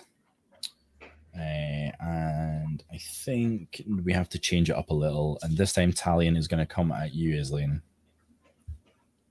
You know what? I think you may be able to do more damage than me. Well, you guys seem to be friendly with the Takesy Backsies. Would you mind if I tapped my lands here and actually hardcast the Force of Will and take my quarter monitor back? Because I just realized I had the freaking mana. Why do that when I can do that? Right? It's tough when it's free. Yeah. I mean, I always want to cast it for free, but I'm sitting here like, oh, now I'm only going to have one card in hand and nothing to do, and I had all this mana. That's stupid. You are sending Talion at me, you said? Please, yes. Yeah, okay. I will take... It's 3, I believe. 2, 3? It's 3. All right. And did you take the 1 life back from casting Force? No, I did. Thank you. No worries. I got you at 32. Okay, cookie. Right, kids. I think that's me had my fun. I'll pass turn. We're having such a good time.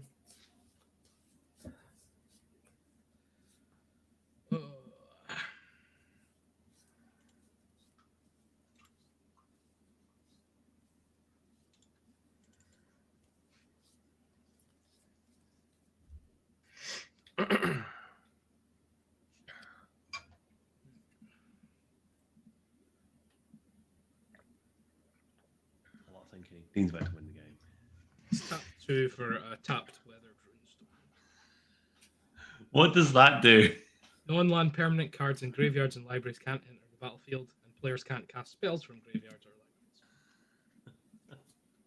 libraries. Oh yeah, it's Grafdigger's Cage, but it's Weathered Runestone, a little bit more. It's yeah. a 2. Oh, it's a 2. Trigger. Draw a card. Lose 2, sir.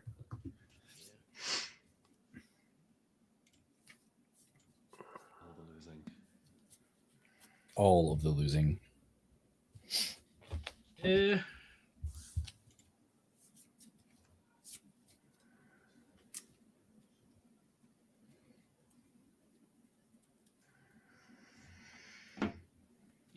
just pass there. Back at turn 5. This is where all ended last time. I am very far from winning this time. Yeah, as am I. I mean, if I still had Smother and Tithe, I'd be a lot closer. Yeah, I was going to say, I think you're probably closest. Yeah. Dean, did you pass? You did. Awesome. Okay, I will go odds again.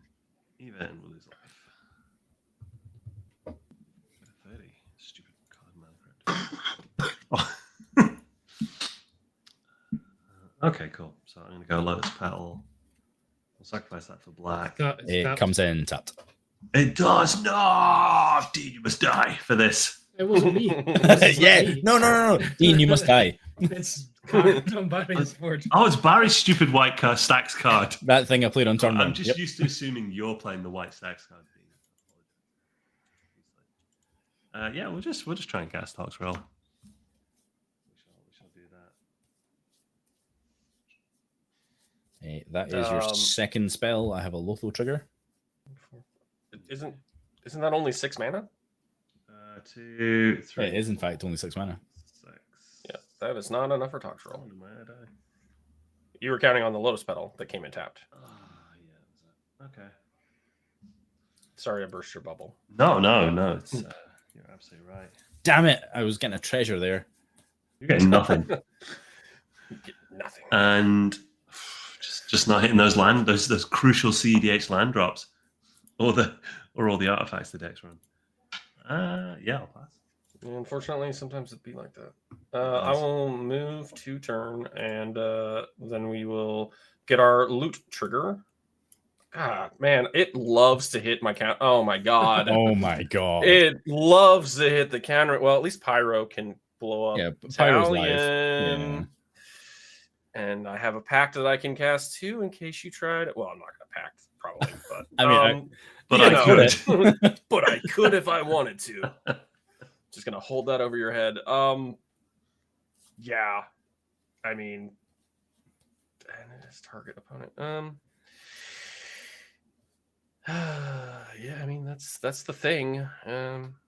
We're gonna put Pyroblast on the stack. Target Italian. I have a passionate archaeologist trigger. An insult to injury. I will hit you for 1 in the face, Baz. Oh, I've been wonned. 31. Now the question is, should we protect Italian? Oh my god, your Dismantler has 4 toughness. It's a house. It's a beast. It's a blind obedience that can block and board wipe. Sign me up. And it's 1 mana to just blow up every 0-drop rock, every treasure, every food clue, etc. Like it's crazy. It's good. I won't be responding to Pyroblast. Anyone want to save Talion? No. If I had another mana, I would. Yeah, I don't have the right spell that can catch. All right. Paxton Sting in exile because that's not good. And yeah, I mean, Loot doesn't want me to have fun today. I will pass turn. Pactus. Knowing you've got Pactus, just Okay, cookie. Untap. We have a mana crypt trigger. Odds is damage. That is not odds. No damage. Let's draw some cards. Heyo. Cryptic. Why do you have 0 Italians? I think you find I have one in the graveyard. It's right there. Yeah. Cryptic, you absolute memer. By the way, Cryptic, hello. It's been a long time. Haven't talked in a while. Hope you're well. You can have him back if you want. He's just the meanest. Yeah, it was cool when you said that you guys were connected already. I was like, oh man, that boy gets around. Yeah, we agreed at pre-stream chat that they owe me some sort of tax for poaching you, but it's fine. It's fine. No hard feelings at all. These guys are great, and your time zone it obviously makes it a little easier for you. I think I streamed at like 9 p.m. your time, which made it difficult. So I get it. And yeah, I'm doing well. Happy to see you.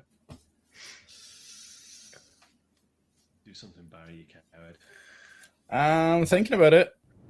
I am thinking about it.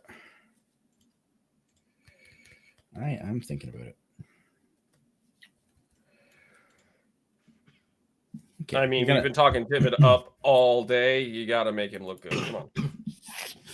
Yeah. I'm at that point where I need to do math, and it's like one of my biggest weaknesses. Math is for blockers, but unfortunately, cEDH doesn't do a lot of attacking. Yeah, this is very true. Okay, I actually don't. God damn it! So I'm glad I did the math because I don't have the math. You would have embarrassed yourself like I did. Oh wait, I do. Okay. Oops.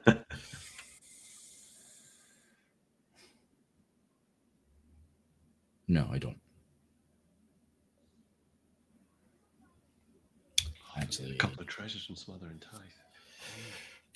Tithe. Yeah, well, it would make math a lot easier. I am not going to lie right now. Have infinite mana, just do what you want. Okay, cool. Move to cheat step. Man, I need one of those. Heck yes. Right. So I'm just going to exile half of my deck and cast it. Let's go. Okay, I think this is maybe the play. It's maybe a little naughty for this time in the game, but who knows? Right, we're gonna hurt myself again. This time for black. Go with 30. Do you need to talk to someone? We're just getting Cyclonic Rift. A little bit. We're gonna put a dark ritual on the side. Yeah, dark arts are usually scary. But I got nothing. I don't know about anybody else. One for me.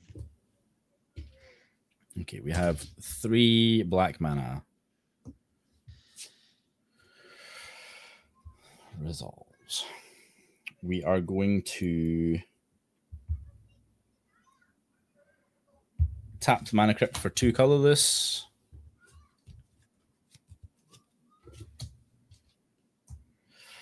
And we're going to sacrifice this treasure for white. And we're going to activate Dauntless Dismantler to destroy all artifacts with 0 CMC. Yep. I don't really care. I'm going to float a white.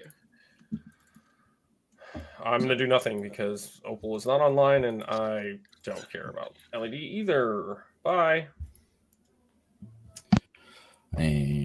Your mana crypt's also destroyed, right? Unless he's responding. Yeah, unless someone's stifling the ability, yeah.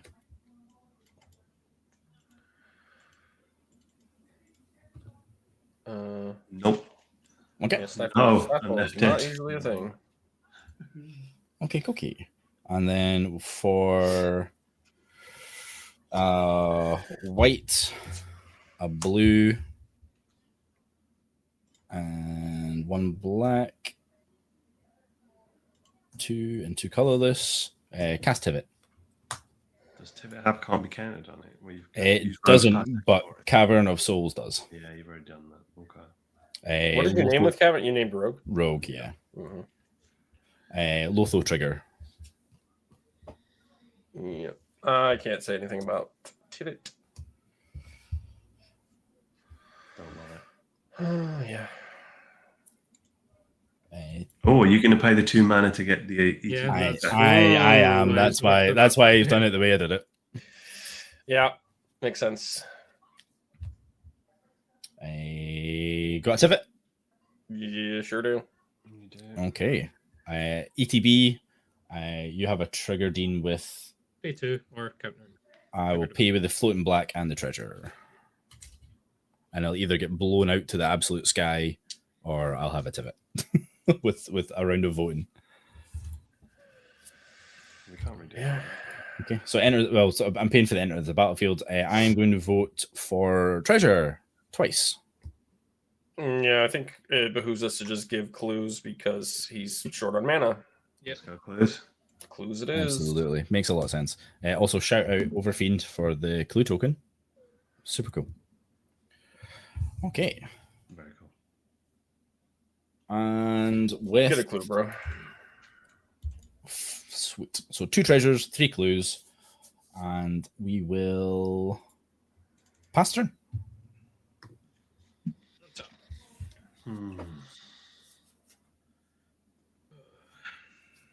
Tivit's a massive problem now.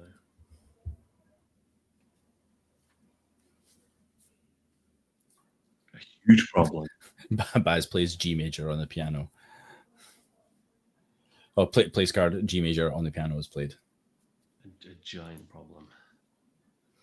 It's only a 6/6 flying with Ward 3. Yeah, MBD. Don't worry about it, guys. Dice removal. 100%. Yeah, when you pay 3 extra mana to do it. Indeed. Well, that's why I cut your knees off a little to hopefully that doesn't happen, but we'll see what happens. Last turn.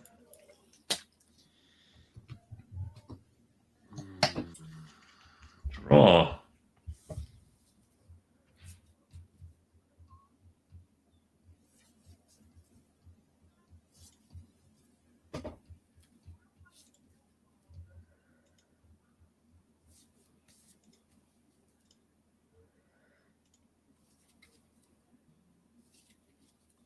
That isn't going to do it.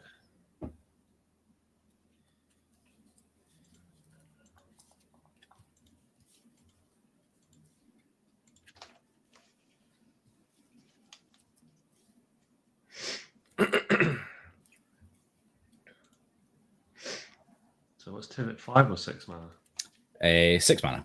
6. Okay. And it's ward 3. It is ward 3. Marvelous. Pass. It's like, oh, I might have got to get my commander out. Untap. I empathize, bro. Like, having a big CMC commander is not a fun time at times. Force and finale. I don't have the fun white ramp. Of course. Weathered Runestone. Yep, can't use finale because of Weathered Runestone. That's awesome. Though Force can blow it up, but we don't necessarily want to unlock. But I mean, I don't see Toxrill or Tivit really throwing things on the field from library, and I don't necessarily think they're doing much with flashback or anything either. I don't know that Runestone really matters for them as much as it matters for me. It's specifically hurting you. It's going to do nothing to me. The one card that would care about it is Sabine's Wreck in my deck. Right. And Toxrill could be on Yogg's, but unlikely. Toxrill's got 4 mana, bro. No, I'm just he's thinking out loud. Because, but then also I have to pay to cast Force because I don't have Baz and yeah, it's the tough point of take a turn off to remove a piece that also affects. But I have to do that if I want to use the finale, and then I don't have the mana to do both. Again, loot is just not letting me have fun today. And you already wiped out the board of all the other artifacts, so I could hit one of your treasures, I guess, and then just no enchantment. Yeah, hitting a treasure would be good. That would slow down any potential recasting of Tivit. Yeah, I mean, I think finale is probably just going to be a no-go. Well, so I got to pay 2 green and 2. Yeah, I only have 1 mana, so yeah, it's definitely. How many cards in hand you got, Baz? I have 4 cards in hand. That's unfortunate. I was like, do you run Oof? That would be a bit backbreaking. No, because I'm on quite a few artifacts myself. I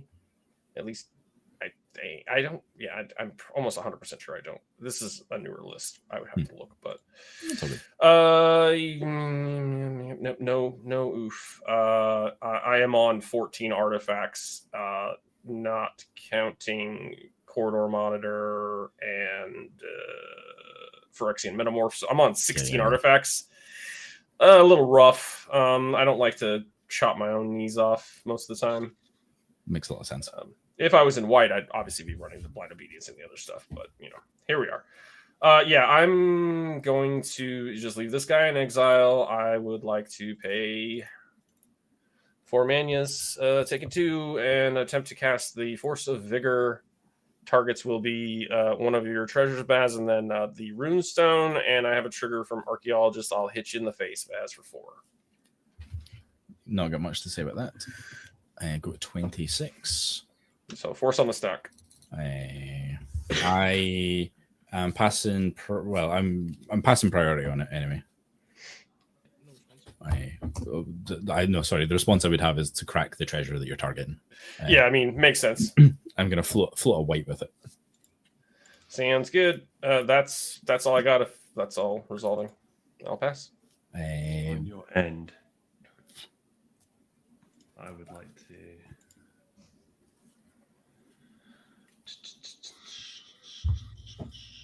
I'm going to cast 1 for a Dark Ritual. I'm then going to put a black into that to give me 2 blue. And I'm going to cast Chain of Vapor on Tivit, paying the ward cost with 1 and the 2 from the Dark Ritual. Love it. Curious.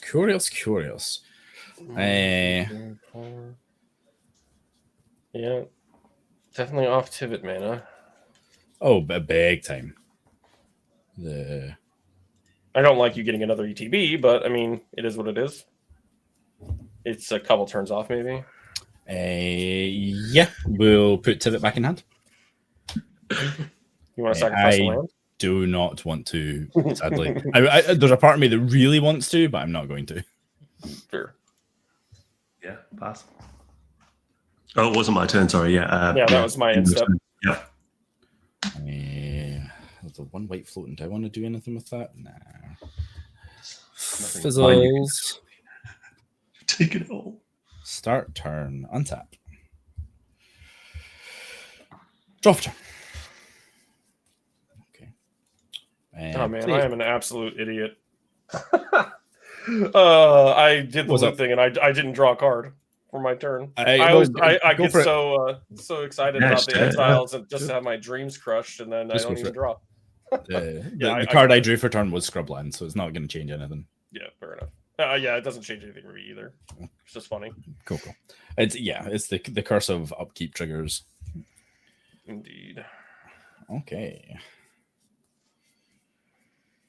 So we will. We're going to have to go a different way, I think. So we're going to tap for generic. Hurt myself for white and white. So I'm at 25. And I'm going to cast this Ranger Captain of Eos. That's scary. Mm. Yeah, he's got the mana to pay for the UTV. Yeah, I have no response. I don't know. But, yeah. What is... ETB searches up a 1-drop. It's usually Esper Sentinel, but he might play other stuff. Esper Sentinel's the only one. Yeah, 90% of the time, that's the tutor target. I absolutely forgot that creature on Dean's board was still on the table. That makes me really sad. You have 2 mana. too. I do have 2 mana. So in response... I thought you planned it out that way, but yeah. Maybe you're I trying mean, to get a Lotho trigger. Baz getting an Esper Sentinel, that devastating. Well, okay. So in response to the trigger from Dean's creature, then you want to do something? Look, you're gonna ruin my life. Okay, so I have to decide to pay for it right now. I mean, unless you don't want an Esper Sentinel. I really do. So yeah, we'll pay for it. Cool. The ETB will go get said Esper Sentinel. Sounds good.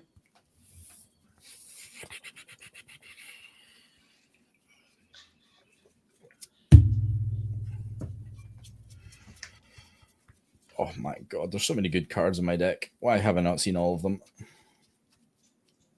Esper Sentinel revealed.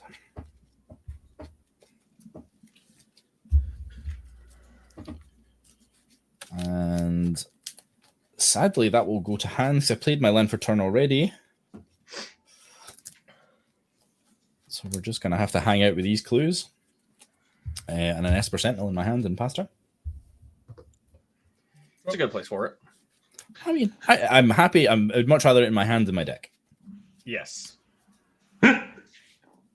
This is horrendous. I'm going to play this Chrome Mox. And I'm going to get rid of this Elish Norn. Dean, you're not that far off from casting it. No, not at all.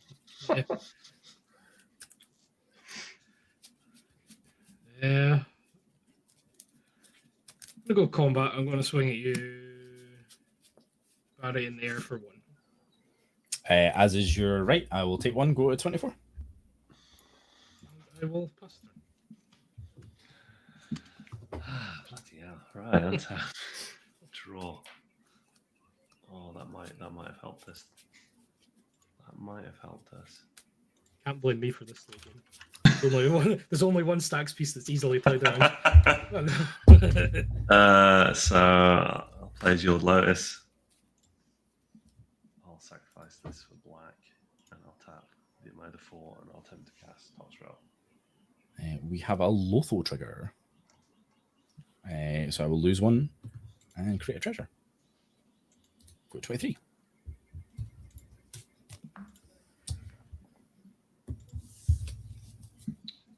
Toxrill is on the stack. Yep, that is actually 7 this time. Yeah, I got nothing for it. Yeah, man, I want you to have a Toxrill. I hate it, but I would like to reprieve it. If you actually got reprieve. I love I that. can't. Oh, damn it. You got my hopes up, man. It's like, you can't. That's all I do is get people's hopes up and disappoint them. That's why we call them blue balls. That's why. That's exactly what Loot's been doing for me too. So don't feel bad. Cool. Okay, so Toxrill will move through, and at the beginning of each end step, I would like to respond at, you want to at the respond end to that now? of your second main phase. You are an absolute nightmare. Crack this treasure for white. I'm going to cast a Path to Exile. Ooh. Absolutely. You are my MVP. Yeah, Lotho sadly is the only thing that's going to get me back in this game. I don't really want to lose it. I hear you. Toxrill dies. I get to find a basic land. I don't even run a basic.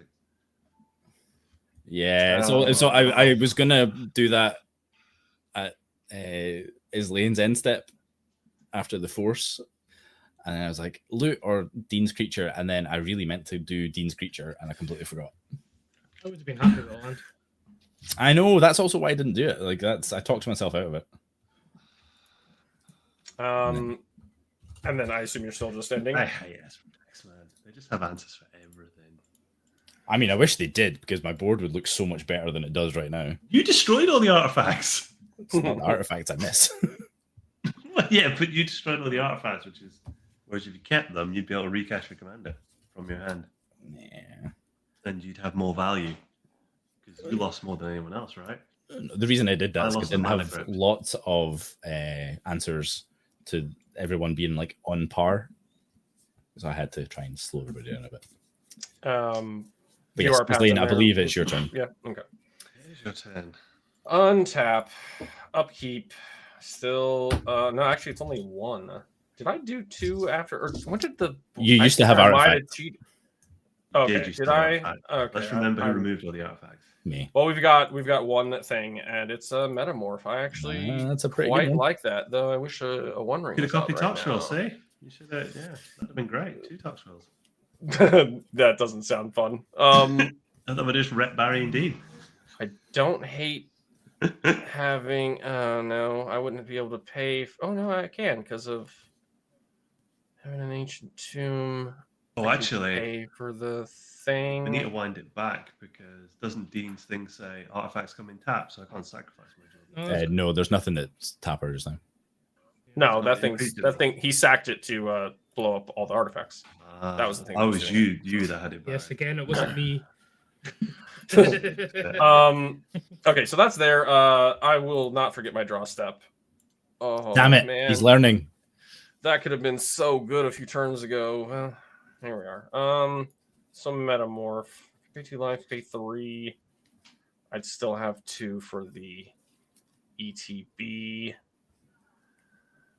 Yeah. Gotta keep the mana up to stop the S%.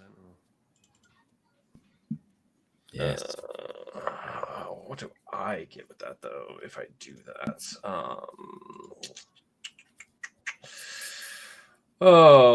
lot less impactful thing. That doesn't. I don't hate that.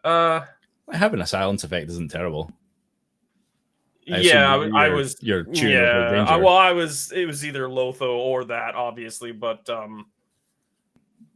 I was looking because I don't have Esper, so I'm like, well, what is my 1-drop option? I got a couple. Ragavan is what I'm thinking. Look at you. You're reading my mind over there. I mean, really good 1-drops in cEDH. The list isn't that big. Yeah. Okay. So we are going to pay 2 life and then pay 2 more and 1 more. So that's a total of 3, and the Phyrexian mana metamorph cast trigger archaeologist hits Baz in the face for the 4. Take 4, go to 19. And I will then have an ETB trigger, which will trigger the Proctor. I will pay the 2 to get the ETB trigger. If there is nothing else I to don't say, think Metamorph's a trigger. I think it's one of those ones. It ETBs as a copy, so does that not trigger it? No, but you would probably need to pay if you're picking the Ranger Captain. You'd need to pay for the. Go and search. It enters the battlefield as a copy of an artifact or creature on the battlefield. Except okay, so yeah, I guess it. Is Yeah, that so not the it's- clone template? No, I mean it literally isn't- says Because you get the Referring to protection that, if you choose a One Ring, so it doesn't. It's already Yeah. One Ring before it. One Hits. trigger. Yeah, it's copy. Yeah. Sure. So Yeah. it So you don't doesn't need to trigger pay. that, but then the Ranger Captain We'll get the ETB. Yeah. would be Oh yeah, it a still trigger. enters the battlefield, so you'd have to pay to get the Search. Right. search. Okay, so that's what we're gonna do. As long as we're paying the mana and everybody agrees, we're fine. Ranger. Goddamn complicated game. Yeah, and it just gets worse every single Have a good year. Ranger Captain. El Capitan. Okay, so Capitano. we've got one of those. We've paid for the thing. And yeah, I'm gonna grab a Ragavan that I can't cast. We're in that same boat. Close shuffle, Raggy to hand. I have 5 in hand. I have no further actions. Go ahead. Okay. Untap. Come on, top deck.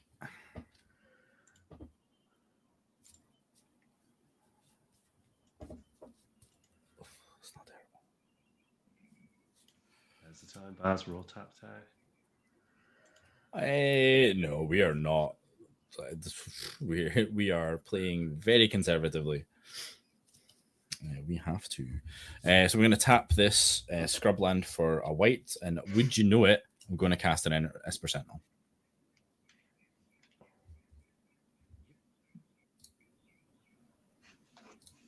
Good for me. Come on, spell No one table. else is casting spells this game. I know, because Lotho is only triggering when I cast spells. It's brutal. Yeah, I mean, I haven't had good triggers, so you know. It's what it Okay, is. we have an Esper Sentinel. Yeah, you do. Heck to the yeah. Let's get a little bit aggressive. Let's send the team.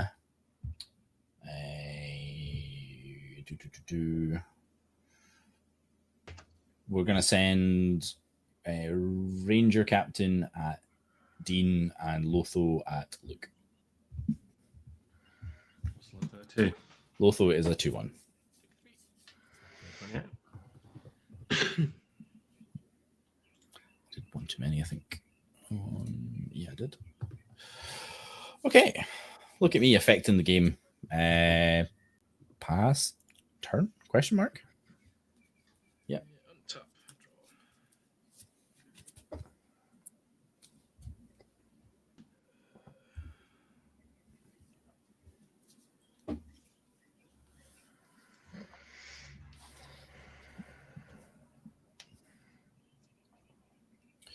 Folks, if you're following along or watching along, do drop a follow on Twitch or a wee like on subscribe.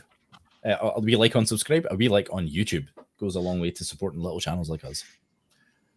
And if you haven't already, be sure to follow our guest, Izlain, of the Possibility Storm. Link is in chat. It's also pinned. Click all the things, please. Yeah, we're just passing the year again. Yeah, no, actually, Barry, I'm going to hit you for one. Yes. And then We're getting real close to thinking about blocking, but not right now. Yeah, it flies. I mean, I can cheat. Yes. But Turn 8. It's absolutely brutal. Pass. I'm getting close to sacrificing my land to draw 3 cards, and I hope I get something. Then I'm stuck Okay. with 3 mana. I guess we move to turn. I do have a creature now, so creature and enchantment will get 2 loot triggers. There's a land and a. Oh, this is like cruelly ironic at this point. Great It's those lands just are. I mean, I can play both. At of least you them. can That's play- great. Exploration, look at that. Yeah, Oh, that's get why away. it's in the deck. But Yeah. Nearly got creative. I've man. gotten the worst timing for a tutor a bunch of counter spells. Like, oh my god, it's just not. Yeah, like helping all the at cards you're showing have all. been great, just like at the worst time to have them. And then I understand that that's a risk you take or have with a deck like this, but it just feels like it's being cruel at this point. Yeah. I will not forget my draw step. Hey, buddy, I like that. We'll play Training Center and Misty to do exploration. Unfortunately, no archaeologist. I mean, I'll hit you in the face twice for 0, Baz. Message sent. I'll remember this. You're not getting back. You're banned. Gotta get banned somewhere at some point. We'll crack ye old Misty, take a damage. We'll go grab what do I have left? Taiga? We'll get the Toiga. Tiger. Get that close shuffle, and I would like to crack Ranger Captain.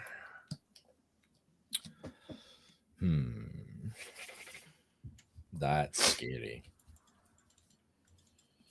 I feel like you're maybe just forcing me to crack mine. Maybe. Which feels like probably the correct response. But I can... You're cracking it for the silence effect. Yes. Yeah, I mean, I'm doing that, but yes, you have the option to then crack it at any point in time because it does not stop anything except for non-creature spells. It's not as good as a Grand Abolisher in that regard. Yeah. Just trying to... So. No, we're gonna play greedy. I have a response. Yes, reprieve it, Dean. I'm going to tap 3 and I'm going to cast Debt of Loyalty, regenerating target creature and gaining control of it. So I want your Phyrexian Metamorph. Okay. Which will be say. Oh yeah, I'll just be. Will it be? Okay. Yeah, this is getting good. It's going to get a bit confusing. There is an Esper Sentinel trigger on the stack. Yeah. I'll pay That's a spell. What have you done? I'll pay the one. Yes. So that's interesting. I don't know if because you get priority after it's sacked. Because it's only until the ability goes on the stack. So I don't know if you actually can target that to regenerate it. Because you have to target regenerate only works when it's still on the battlefield. If I'm remembering correctly. Judge! No idea. I run into regenerate so little. I've literally never even seen that card before. It's kind of cool, but I have no idea how to answer this. I know I've read it when something's regenerated, it goes to the graveyard then comes back, even though you're not targeting the graveyard. That is graveyard and comes back. It's just whether you can see it before you get priority. Because it's in the bin as soon as the activates the Well, the question is, I guess, is sacrificing it and getting the non-creature spell silence, is that part of the resolution, and is there any time in between? And that's basically what Baz was saying, is that is there a point in time where you can actually respond? Because essentially, as soon as this hits the grave, you would be silenced. So yeah, it is. Explain it to Amy. Regenerate timings, MTG. Yeah, there's at least one person in chat is kind of agreeing with me in the sense of sacrifice is part of the cost. It would be also the effect of the sacrifice would resolve before there is a window to interact. I would assume outside of a stifle. Okay, let's pay no attention to what happened then. So you can, so just for clarity, you aren't currently silenced. That ability is still to resolve, but the creature isn't there to target to be regenerated. Stops destroy effects. Okay. Stops destroy. Okay. Thanks, Amy. So then we are correct that this is just happening. Yeah. Yeah, it's just happening. Okay, but then you guys both sacrificed yours for your silence effect. I have not. I've chosen not to. So you can. He can still do it because I can cast one card. I could cast a 1 card of a 2-card win con, and then he can go, okay, I now do it. Yeah. Outside of, I suppose, Well, because of the way priority works, you could potentially put that activation on the stack, and I can respond over the top. Yes. But I don't know if it's a repeatable thing. Does that work? Oh, that's also weird with copy, because I know copy and cast are two different things. This is tricky. This is tricky. You won't be able to cast spells, but you can silence me. Jesus. And you know that at least my Otawara is on the battlefield, so I've limited channel responses as well. No channel response. Yeah, your black and white options are trash. So yeah, I run touch the Spirit Realm. Sure, that's a good one. Mm-hmm. All right. Well, I think that I can just go ham here, and I'm gonna try. We're gonna go red and 1 and I don't control one of those. 1, 2, and then we've got 2. Yeah. I think the way it works, I will have to do that. Okay, so we will play a Molten Duplication. Oh, nice. Esper Sentinel Trigger. I will pay 2 life and pay 2 colorless. Have 1 colorless floating to pay for it. And then, well, I will target loot, and then I will hold priority.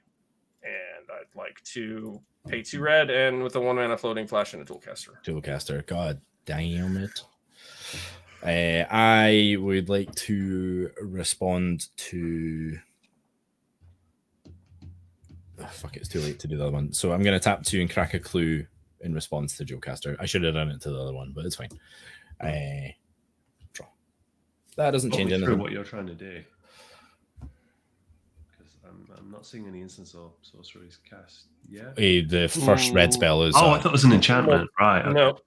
Great. It's essentially Twin Flame. It's a new version, and it you can also target an artifact, which so makes it slightly better in that regard. You're going to create 4 loots, is that right? No.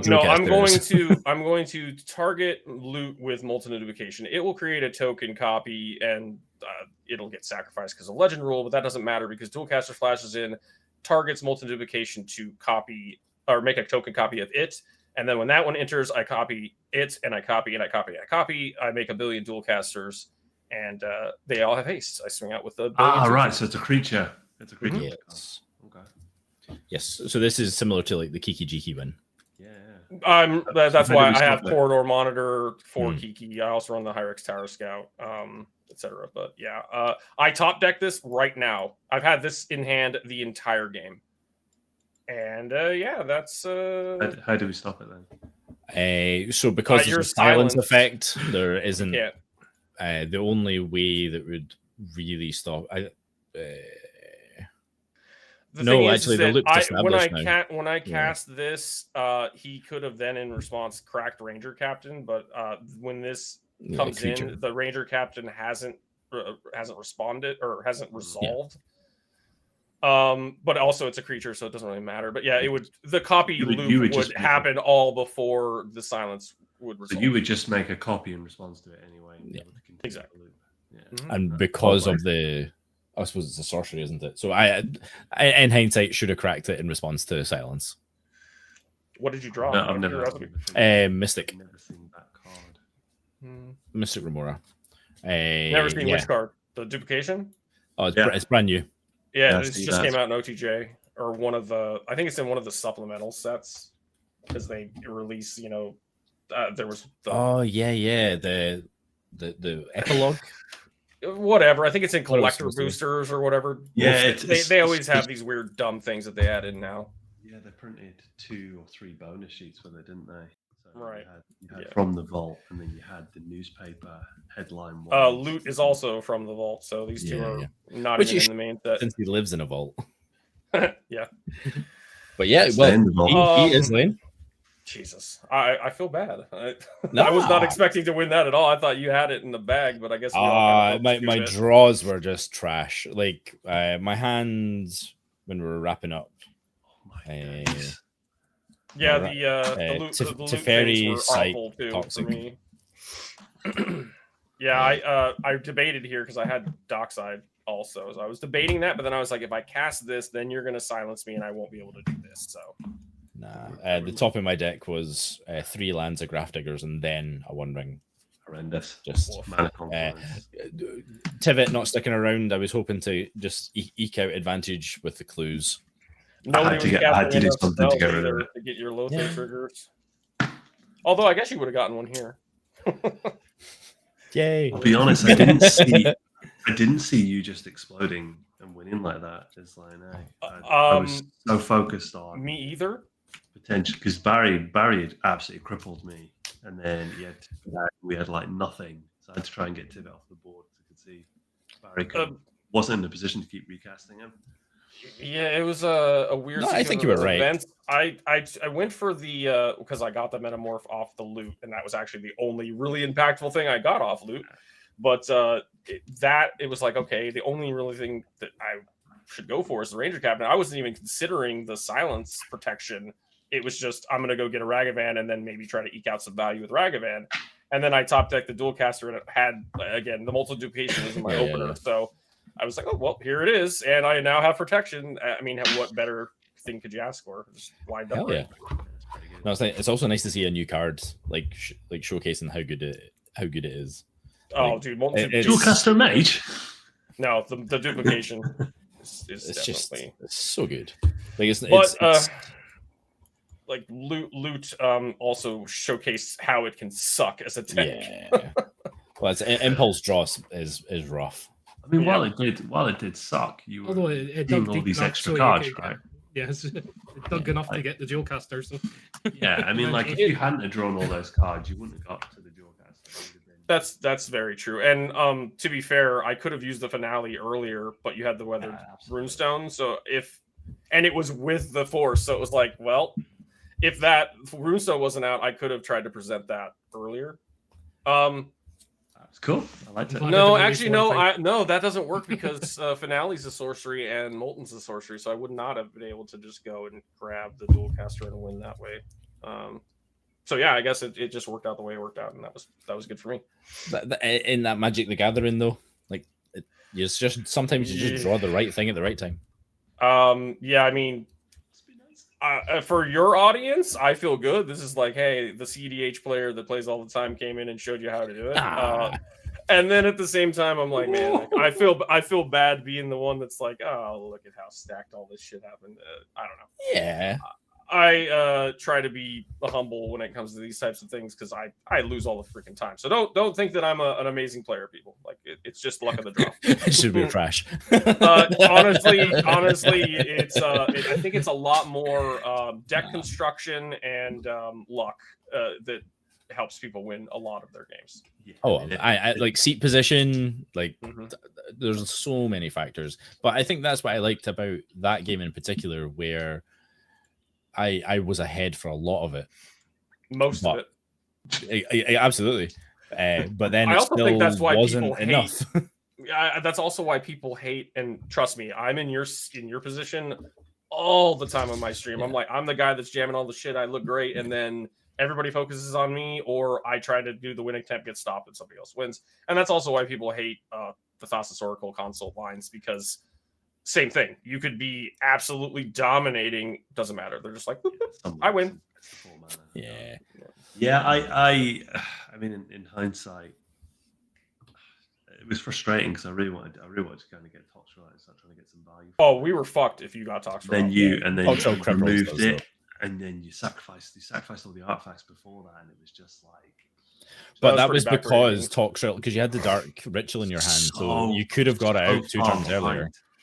I was just like, no, because I looked at it. I wasn't able to do that because I thought I could. No, well, I could, but I'd never way to protect it because I assumed it was just going to eat a counter spell. So I was keeping. If I had it, it would have Oh, for a Fluster Storm to just try and that's not to say you didn't have the one to pay, but yeah, the counter magic I drew was pretty limited. Yeah.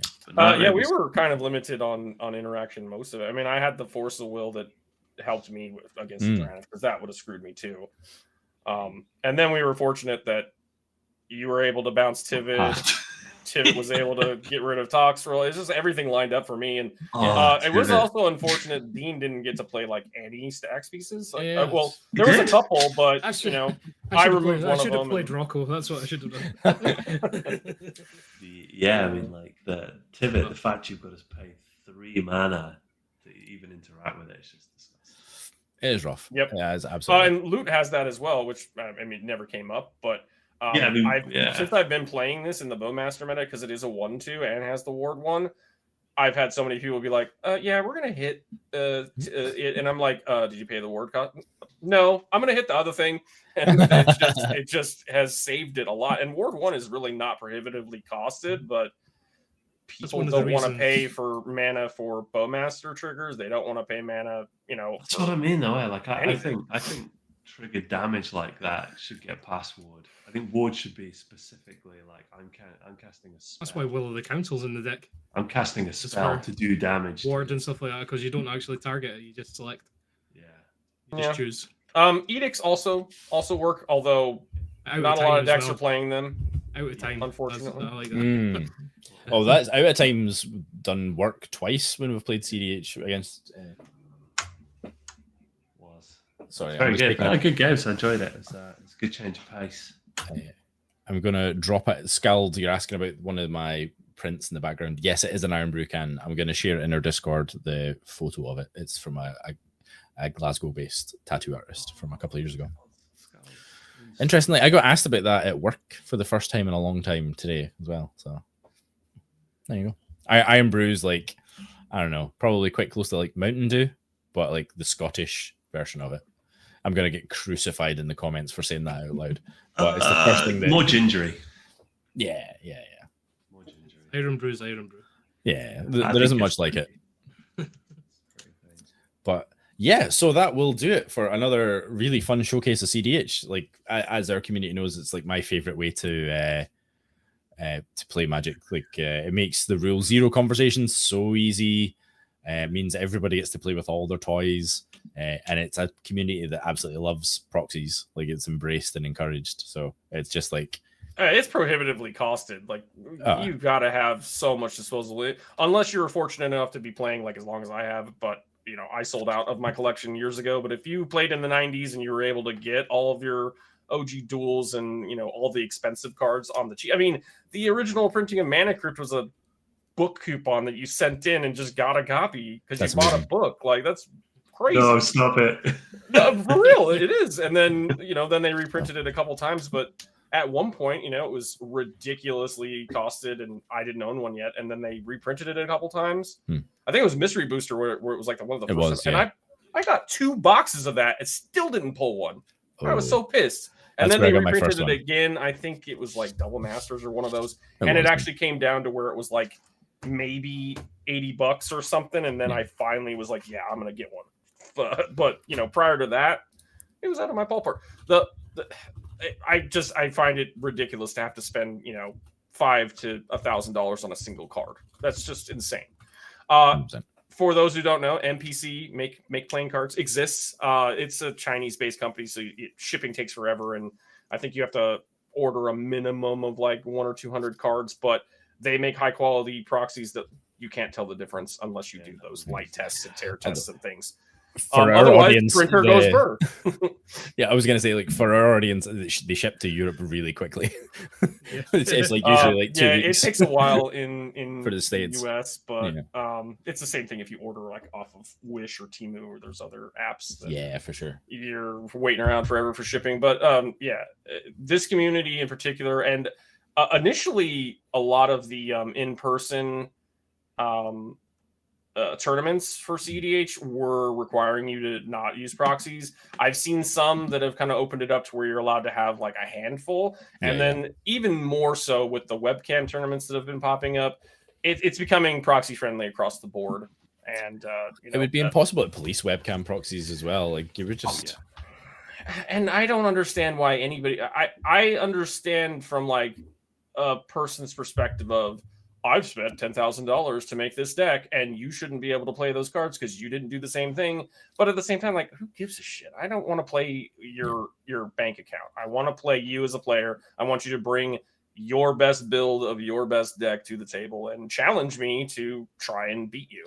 Exactly. Yeah, we definitely agree with that.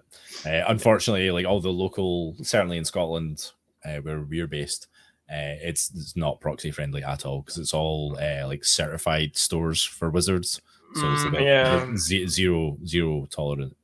But you know, if it's not a tournament, like who cares? It's free play. Like who cares? I don't understand that. If it's a tournament, I can understand where maybe they want you to not have that, and that's up to the TO. But still, even at the end of the day, it's so stupid. It doesn't make any sense. No. It just doesn't. The issue it's a game. But it's not like you can go to LGS and buy these pieces. A lot of the time, they won't reprint them. Yeah. So if you want to try and get, reserve list anything or something, you have. Yeah.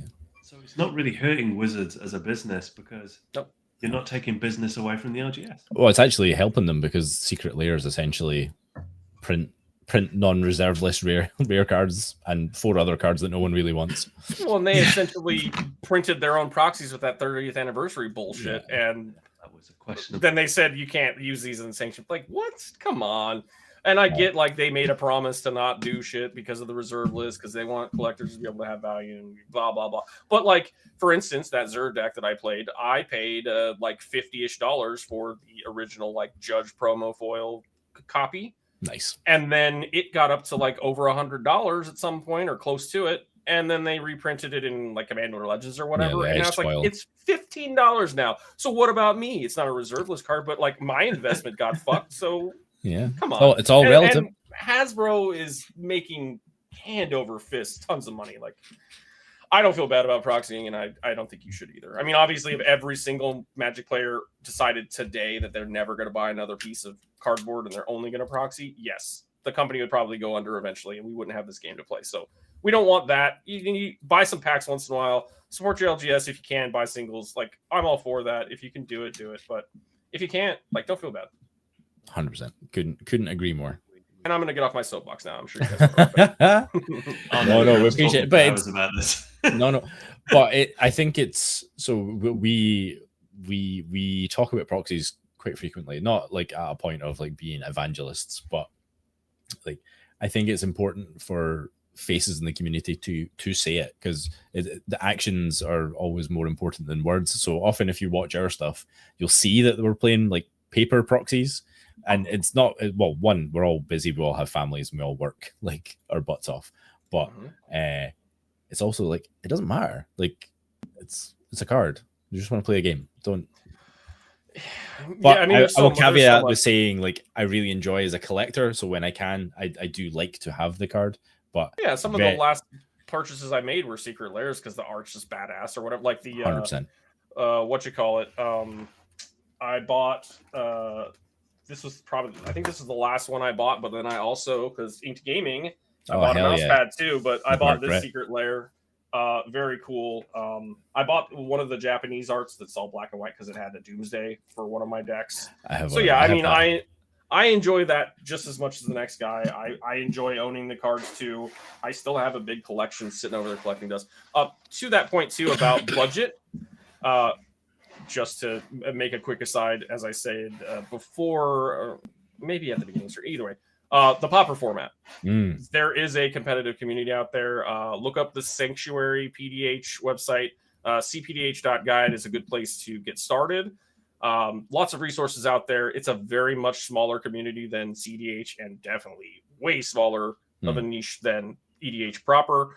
But decks are commons and uncommon. One uncommon in your deck, 99 commons unless you're doing a partner or background. Yeah. But the competitive the competitive side of that format, because they do have casual as well, but it's the same thing. The rule zero conversation doesn't have to happen.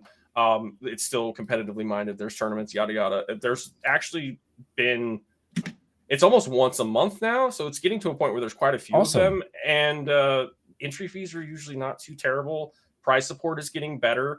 they're getting more sizable, and like I said, you can actually own the cards because it's like $100 to get a whole deck. I think my most expensive one, and that's if you're doing like foils or alternate arts, secret layers, things like that. Because like Lotus Petal is actually legal in the format. That's right, it is a common, and it's like what, $20 or something. I don't know. I think my most expensive one is like $150. So, and that's one card in cEDH. So, if you're interested, like I said, check out some of those websites. Check out my channel. I do feature gameplay and other things. So yeah, I mean it's cool and it's cheap. Heck yeah. Yeah, we dipped our toe in briefly to some Pauper EDH. And me being me, I went looking for what's the most busted things you can do in Pauper, and came out. I was smiling when you said Sanctuary. I was like, yeah. I was looking at a Malcolm Kedis deck. And I was like, I wonder if that's good. That was one in the November, first right? deck I built because I played it in cEDH. Like you don't get Glenhorn, which sucks, but you can still do the make the Reckless Fire Reader into a pirate and win the game. And the first couple times I played the deck, I got turn 4 wins, and it's like a turn 8 or 10 format. So it's still a lot of fun. And again, very inexpensive, very low bar to entry. So if you're looking for alternatives, you don't want a proxy, but you don't want to spend a lot of money, it's there for you. Absolutely. And there are other formats as well, like Oathbreaker is kind of fun. Yeah, we dabbled in that for just before that was like the bridge into Commander. We were but yes, so when we get you on next time, we'll have to do competitive Pauper then. I'm all for it. Heck yeah. See you in 2025. Might as well after or whenever you have a chance, just send me your like 3-month away sign up sheet or whatever the case is, and we'll get it scheduled. I'm down. Nice. Oh, Chris, have you got a competitive Pauper deck? Okay. I can see something happening here. But no, definitely, I'll. What the biggest problem for the start of this year is we had events on and stuff, so I booked out our schedule because I needed the headspace to organize loads of stuff. But we're gonna go back to try and do like roll in months rather than roll in 4 months. Yeah, no, I understand why it happened the way it happened. I enjoyed myself, so thanks for having me. It was a good time. Thanks for letting me kick your ass a couple games. Also fun. And then again, I'm down to do Pauper the next time around if you guys are into it. Yeah, Izlain, next time I'm not saving you from Tivit. Fair enough. Fair enough. We just need to reprint it uncommon now. No. Well played. No. I don't. It would even need want to be that. like 10 mana or something at that point. I think we need a Tivit, right? There's only 4 mana to cast, but like or even 1, but all the as it is, but no ward. Ward's just hexproof, isn't it? But like more awkward. Just more annoying than hexproof. Yeah. Okay, awesome. Well, we are gonna wrap because we are at time. So, folks, if you haven't already, please do follow the Possibility Storm and all of Izlain's socials. Please support good content.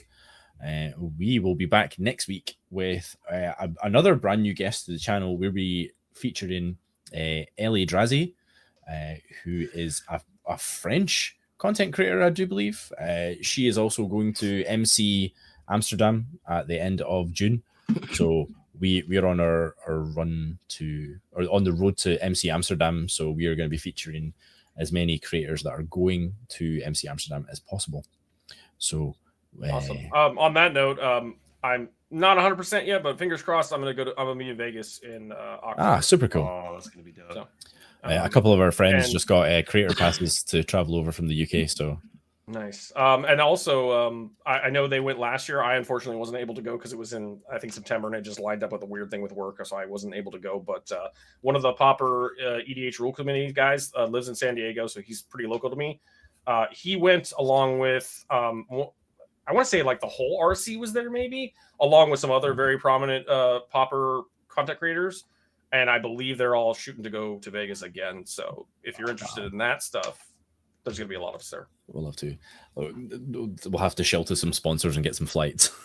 Nice. I think the flights are what would. The flights are killer. It's like what, $2,000, something like that. Ugh, just to that's fly, awful.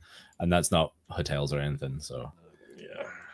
one year. Well, good luck. Good luck at your guys' local. Yeah, command Yeah, test. yeah, That- yeah. that- I'm Yeah. sure you'll have a blast. Yeah, I'm sure there's And other stuff. if you see, I don't know what his real name is, but if you see Veil of Death, tell him I said what's up. So We'll see him definitely. We will definitely We've see been him. playing together for a long time, so He's a good I guy. love him. Yes, he's I won't say his real name in case he doesn't want it for said. But yeah, we hung out like all of last year at Barcelona for the Nice. MagicCon. So you know, that's that's awesome. that's a friend of the channel, to say the least. Cool. Yeah. But we will pass on your regards. All right, folks. Well, thanks so much for watching along. We'll be back the same time next week. It won't be cEDH next week, so you get a bit of reprieve, or you can miss it and then you can petition for more. You know, we're always receptive to feedback. For those watching on Twitch, I suppose we should probably find someone lovely to raid, unless you have anyone that you want to recommend, Izlain. I don't see anybody that's live right now, so nope. Yeah. Okay, let's have a look. Who do we have live? Who did we raid? We raided Voxy last week, so let's do. Should we do the Kibs, folks? Do we want to do? Should we raid the Kibs? Raid the Kibs. Raid Kibs. He's due some love. Okay. Well, folks. Plinks enjoyed it. Plinks enjoyed the cEDH. Heck yeah. Well, we will have our decks in Amsterdam if folk want to try it. Heliod won't be there. Heliod's not long for this world. Add white to Toxrill. Yeah. So, folks, if you've enjoyed it, please be sure to drop a comment on YouTube if you're watching on YouTube. Do the likes, the follows, all those things. If you want to support us directly, you can by joining our Ko-fi memberships or dropping a Twitch Prime sub. But sharing the content is more important than anything like that. And we will see you next week. Thanks again, Izlain, for joining us. Bye, everybody. Bye. See ya. Bye, Omega. Bye, Omega. Bye.